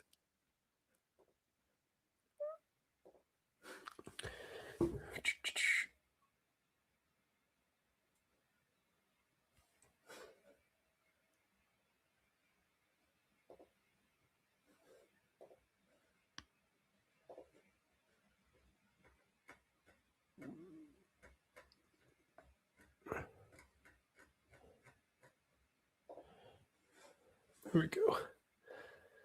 This is my grandfather, my great grandfather, my great great grandfather. This is George Broder and Arthur Broder. That's I'm actually named for George. It's one of my middle names. I'm Daniel George Vincent Tyree. So that guy on the left, George Broder, my grandfather. How did the CBC interview go for Halifax? It went fine. They still haven't written anything, so we'll see where that goes. Any thoughts on the census in general? Do your census. I don't know. I don't understand all these people not doing the census. Do the census. I want to see the results of the census. I want to see accurate results of the census. Please do the census so I can make banger content about how Canada is being transformed and needs to be saved.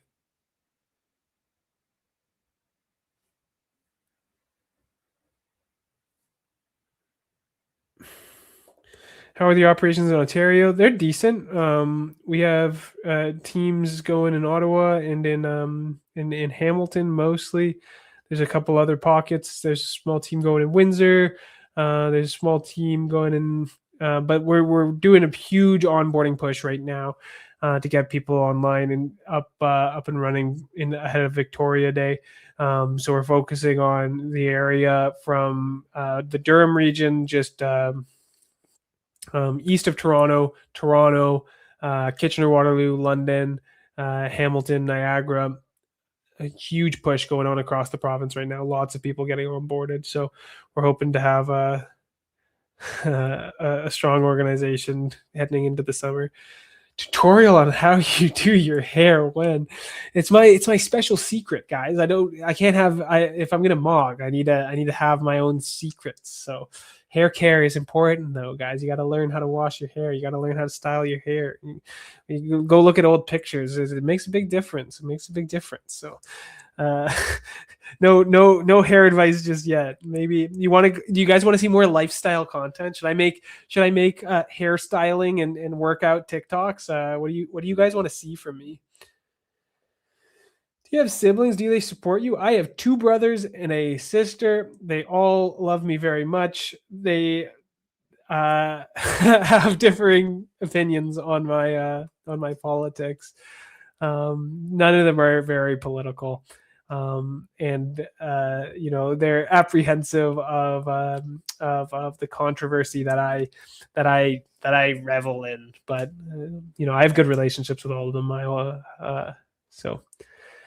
And my parents are also both very supportive of everything I do. They're very proud of my work.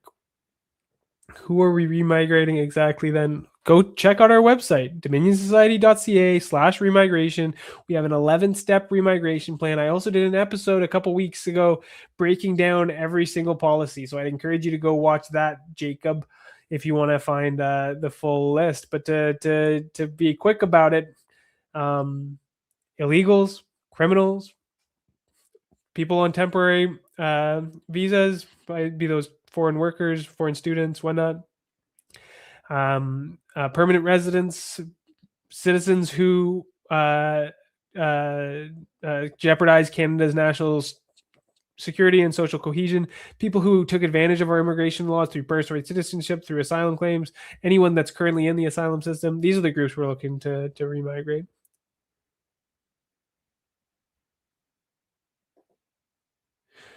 How can we get women to be on our side, as most of the Gen Z right-wing growth is dominated by men?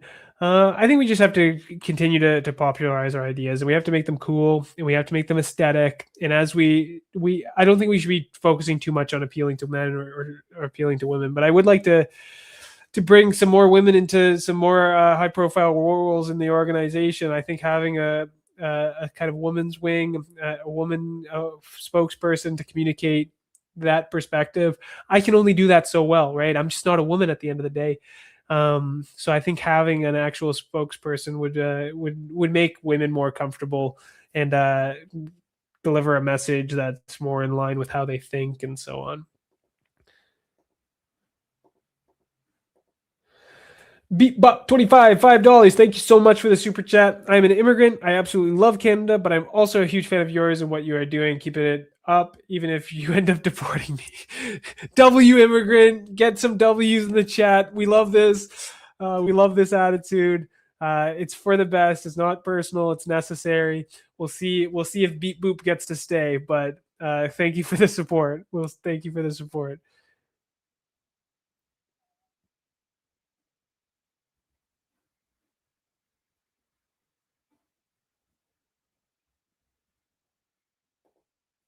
I don't know if we'll have events in Victoria for Victoria Day. We'll see. We'll see. We're just doing one big event in Hamilton, but our local group might get together or something. But we just don't have the central capacity to organize everything right now. We're a small team, guys, working at this full time. It's just me and Ken, really. And we have more and more volunteers helping out. Like, I don't want to diminish their efforts, but like to organize things properly, you do need guys working on it full time that don't have to worry about school and work and all these things that can work at things for more than an hour or two a day, right? So we're growing as fast as we can, but we need more resources. If you guys can help out, if you can donate, even if it's just a few bucks, every dollar helps us grow. Seriously, what do you make of the Khalistani movement being classified as a national security threat? Well, this is what I mean when I'm talking about, even if it's not national security, when I'm talking about compromising our social cohesion, like these people, they obviously don't see themselves as Canadians, right? They're obviously Indians in Canada. They obviously only or mainly care about establishing an ethno state in a foreign country. If that's your whole identity, if all you want to do is promote foreign issues in our country, then I think you should go back to your country and promote them there. So this is exactly what I mean when I say compromising our social cohesion. But there's also national security concerns, right? There's the Bishnoi gang out of India, which was recently put on the terrorist watch list. There's been credible, like the Justin Trudeau, the RCMP have made suggestions that India has engaged in extrajudicial execution of Khalistani activists. Like, we have violence that's running through Indian ethnic conflicts, and like that does not belong in Canada at all.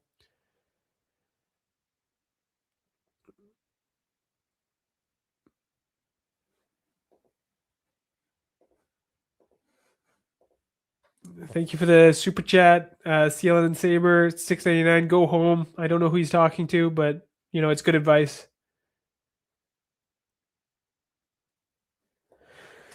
Can we get the First Nations on our side? I don't think they want to see Indians or Chinese. Yeah, we have our own Indians. We don't need the new Indians. I think we can win them over to our side. We do have many members of First Nations background.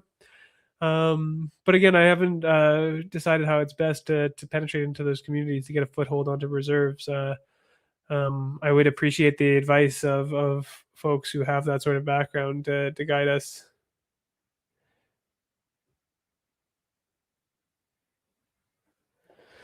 Hi, Daniel. What are your thoughts on religious minorities and immigrants being part of DomSoc? As I've said a few times, anyone's welcome to sign up as a member as long as they believe in our views. I might not. It doesn't instantly make you Canadian to sign up for DomSoc, but if you want to preserve Canadian identity, you have to be a part of the organization. There's no other way to advance it in Canada other than signing up for DomSoc.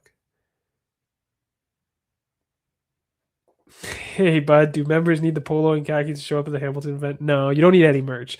If you have merch, wear it. We'll have some merch for sale on site, but you don't need to be in uniform to attend in Hamilton on Victoria Day.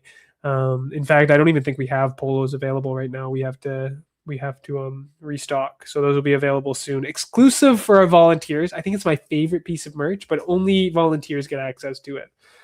Where the heck is Greg? What do you mean? Greg's around. He's at home. He live streamed last night. But usually I do these solo. This is my show. Long live Canada. Daniel Tyree.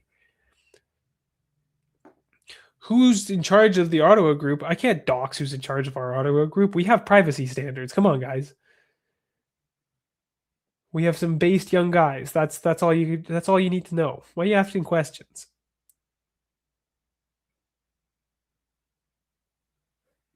Calistanis literally say they will go back. So I wish them the best. But they're not gonna. Canada is not their safe haven to fight for foreign interests. We're done with that. We're done with that. They can go back first and fight for it there. Can my base Dominion society supporting Persian friend stay?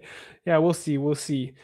As long as he doesn't fall under any of our remigration proposals, he should be fair. He should be fine.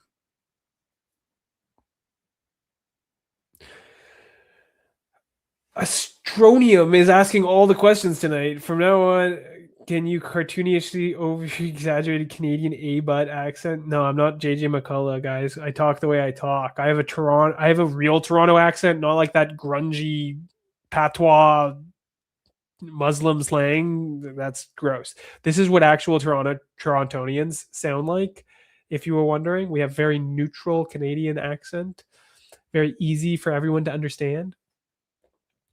We have a Calgary or Edmonton event. We actually have monthly events in Calgary that are organized by the local teams. I was there at the beginning of the year. We hosted a reception. I don't know when I'll be in the area next, but we do have a strong team there that does host regular events on a monthly basis. So if you want to get involved, you have to sign up as a member.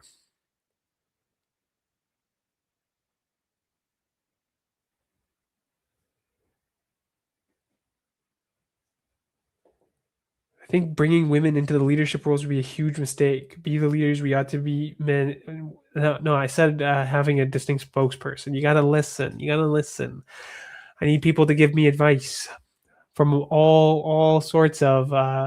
Just like I said with the First Nations women, we have to be able to appeal to people across. We don't want to pander, but we can tweak messaging. We can tweak the style of our content. We can offer new style of content. We can have new spokespeople appearing in videos and stuff to share our message. You have to watch how things are done around the world. At the end of the day, it's the board of directors that are in charge, but we can always learn how to do things better. Do you guys have a group here in the Durham region? We are spinning up a group in the Durham region right now. We just started onboarding people this week. We have a new volunteer that's taken point on that, and we're seeing some growth there. I'm hoping to have more active operations there kind of within the month or two.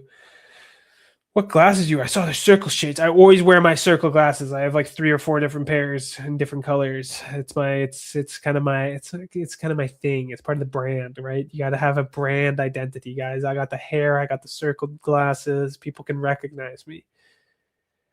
How are operations in the Maritimes? We're gonna start spinning things up in Newfoundland this month. I know they don't really count as the Maritimes, Atlantic Canada. Nova Scotia is doing quite well. New Brunswick is a bit of a dead zone. We do have a membership there, but it hasn't been going quite yet. So that's what it's looking like. What are the best books to read on Canadian history? Read the old stuff. Anything that's written after like the 1960s Cultural Revolution starts being multiculturalist slop. Read the old stuff. I like Donald Creighton a lot. He's written a couple books on pre-Confederation history, on the first 100 years and the second 100 years of Canada. That's pretty solid stuff. That's where I'd point you. But I have a full book list. You can reach out to me at info@dominionsociety.ca, and I can send you that full email, that full reading list by email.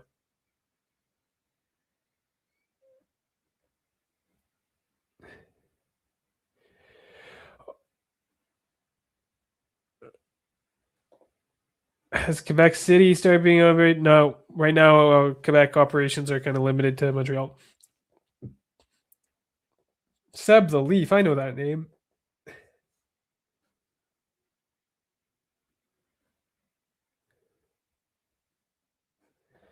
Why should Canada be preserved and not just annexed by America? Because we have a duty to our ancestors to maintain this country, right? We're a distinct country with a distinct identity, and in fact, we were founded very much in rejection of Americanization, resisting against American annexation. So to just give up and to roll over when America has much worse problems than Canada, right? America's not off better; it's off much, much worse. People have to realize that. The real problem here is liberalism, and America basically psyoped the world into liberalism. We don't want to be American. We want to be Canadian.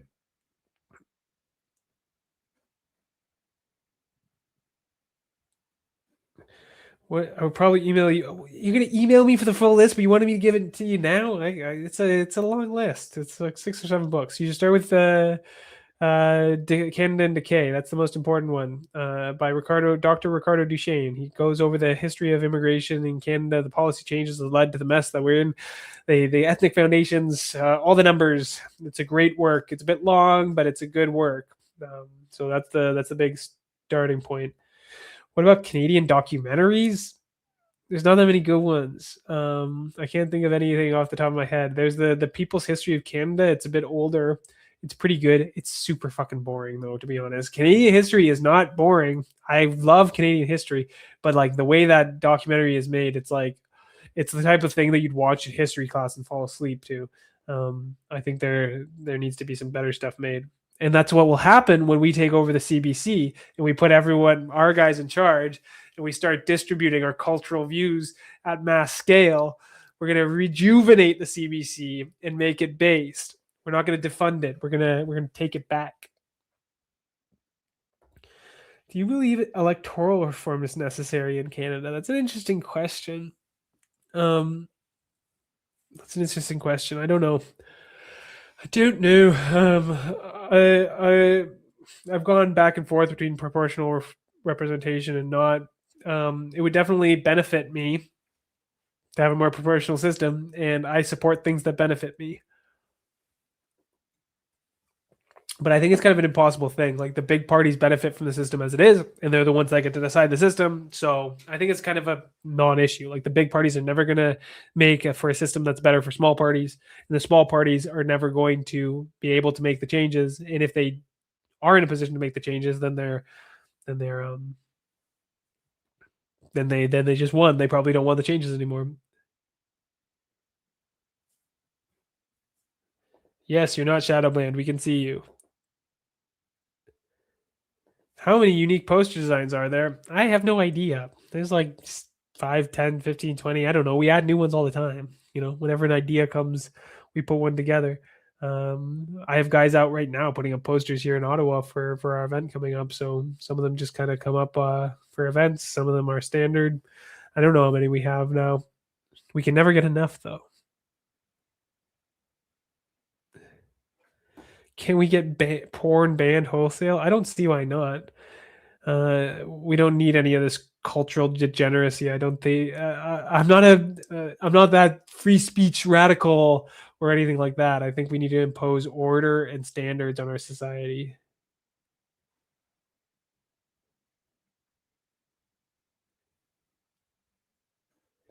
Why is Alberta better off remaining a province of Canada? I don't see how separation solves any of Alberta's problems. Like the major problems in Alberta are literally about uh, um, extraction resources in government policy. And if Alberta separated, they'd still be left off negotiating with Canada or the United States to get that infrastructure to Tidewater built. So, like, I think the major issues in Alberta are best solved within Confederation. So I think separation can be a good way to leverage Ottawa into being more attuned with regional interests, but I don't think separation actually solves their problems. So and personally, I'm a federalist. I'm a McDonaldist. I very firmly believe in McDonald's vision for a united coast to coast Canada. I don't want to see Alberta leave. I don't want to see Quebec leave. I want to see us form a more perfect union. And it's very dysfunctional right now. Don't get me wrong. I do not like the current charter. I do not like the current constitution. I think it creates a bunch of these structural issues. But I think we need to unite around the concept of remigration, protect our identity, and remember who we are and how we can better work together in the future. How do you spell Ricardo's last name? It's like Duschene, I think. But if you search Canada and Decay, you should be able to get it on Amazon. Do you read Pat Buchanan? No, I haven't read Pat Buchanan. I've watched some of his speeches and stuff, but I have never read. I never read. I like the paleocons, though. I can appreciate the paleocons. Seb hits me with the proportional representation W. Yeah. Whatever gets us into power, right, guys? That's what matters. Whatever gets us into power. So we can reward our friends and punish our enemies and save Canada. That's the goal. It doesn't really matter how we get there.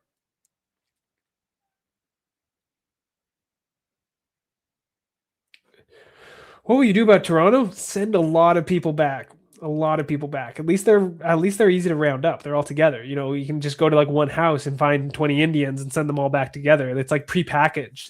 It's perfect. It's perfect. At least it's not all spread out in the woods. That would be a lot more difficult to remigrate people. Who would you make our Canadian king? I don't know. We'd have to find someone who had like a appropriate ethnic makeup. Someone from all the different Shield countries, a bit French, a bit English, a bit Scottish, a bit Irish, maybe with some connection to some international other royal family around the world, something like that. I don't have an actual name in mind.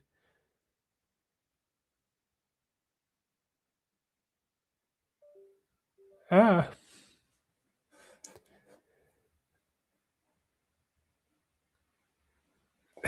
Yeah, I talk smack on everything. I want more exciting historical works. The thing is, communication is important. If people don't watch, if people fall asleep while they're watching, it's not very effective communication abilities. You need to make things engaging, exciting. You need to have narrative structures. Um, People's history is kind of like a boring history class, and I love Canadian history. I love Canadian history, but that's just the way it is.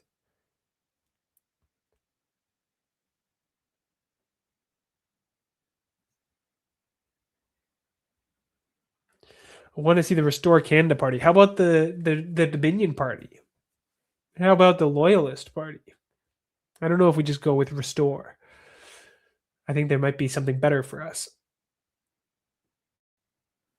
How does one become a better orator? One, do the readings.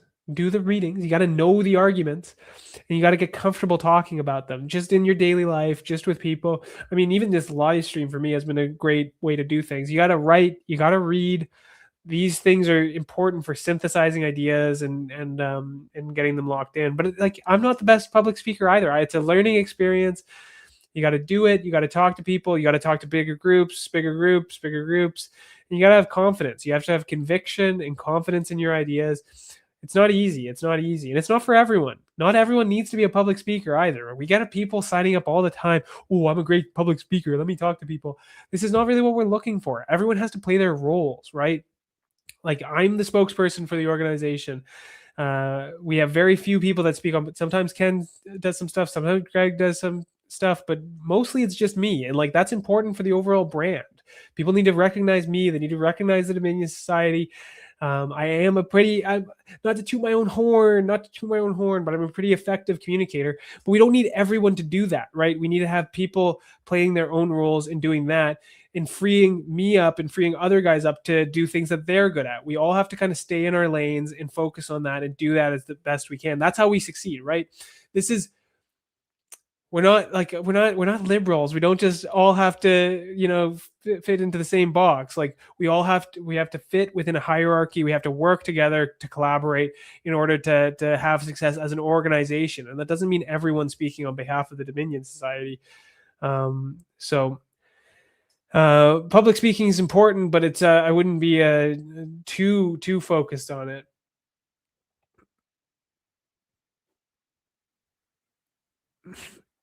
What would you do if you became king of Canada? Well, I have a 11-point remigration plan that would keep us pretty busy for a few years. Any groups in the Halton region? Yeah. We have a big base of support around Hamilton, Niagara, and they kind of help out across the Halton region as well. So we do have lots of people coming on. Should Canada seek to befriend Japan, even though they are also a strong nationalist country? I think nationalist countries should work together. I agree. I think we can have a sort of mutual respect and work collaboratively on shared issues. But I would be more focused on like the Anglosphere countries, a bit more similar to us. But Japan's a good one. I like Japan. Will you ever be on Steve Paikin's podcast? I'm a big fan of Steve Paikin. Not a lot of people know this, but I was gassing him up. I was when I was in the PPC, I was advocating on his behalf to be part of the federal leaders debates. I think he's one of few guys that can effectively moderate those debates in English Canada. I did reach out to Steve actually to offer him to come on his show. He said he doesn't get to make the decisions. He says he doesn't get to make the decisions, that other people makes those, and then they ghosted me. So maybe I should follow up and see, because I'd love to talk to Steve. I think we may, obviously he probably doesn't agree with a lot of my political views, but I think we could have interesting conversations on Canadian history, Canadian identity, Canadian heritage. This is what I'm all about. And while he might not agree with my stances on immigration and stuff, I think we share a lot of ground when it comes to that stuff. I think we could have a fun conversation. What do you think about changing the national anthem from O Canada to the Maple Leaf Forever? O Canada's pretty good. The Maple Leaf Forever is pretty good. I like the French lyrics of O Canada. Maybe if we could tweak the lyrics a bit. I don't know. God Save the King. There's lots of options. Will you run for politics eventually? Describe your mission, please. I already described my mission. I'm an activist.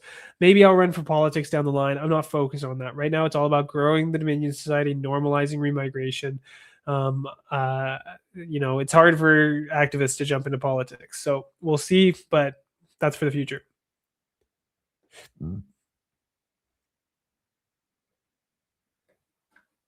Ethnogenesis takes longer than 60 years, bro. When did I say that? I said ethnogenesis took over the course of hundreds of years in the St. Lawrence Valley, starting in the 1600s. Hundreds of years.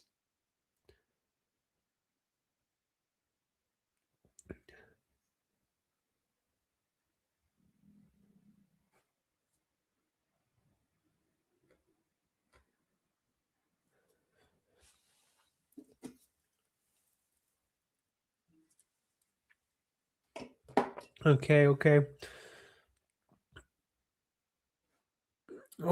that's enough. That's enough questions. We're going for 2 hours. It's time to wrap things up. I'm sorry if I missed any questions. I tried to answer as many as I can. There's a lot of questions. The chat moves.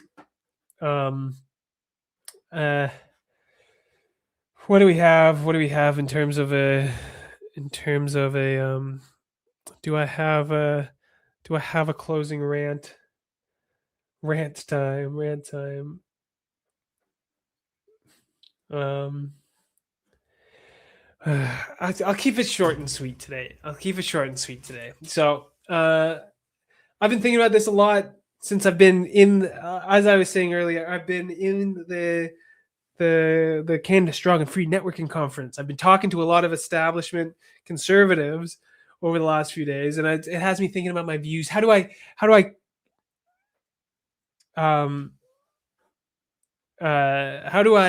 communicate? What do I stand for? I'm having all these conversations. I'm so used to talking to my base, right, on social media, here on live streams. Now I'm like in this room with all these like libertarian type normie cons. How do I explain? I'm at this big conservative conference, but I honestly don't even consider myself a conservative.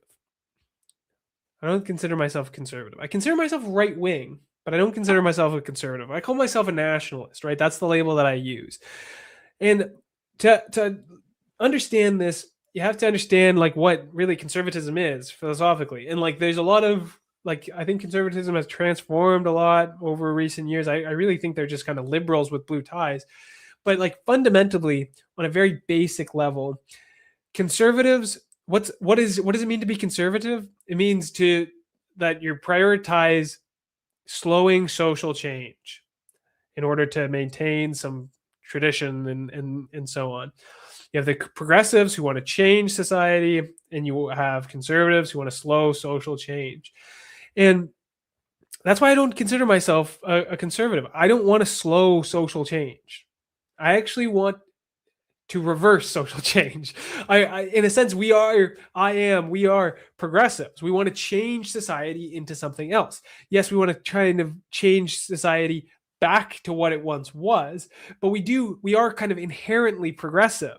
So while I do consider us on the right, because we're not We're not egalitarian. We're not liberal. We're not universalist. We are particularist. We are a liberal.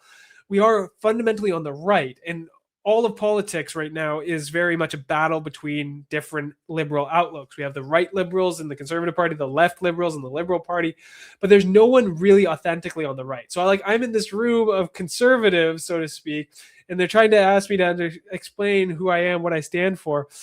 And it's like, no, I'm not really a conservative. I'm kind of out of place here, but I am on the right. I think I'm the only one actually here on the right, because I think you are fundamentally liberals. Like, you are viewing people as interchangeable economic units. You are viewing things as a very small government perspective. That's the other major issue why I don't identify as conservatives, because increasingly we've seen that conservatives, they view power as an inherent evil.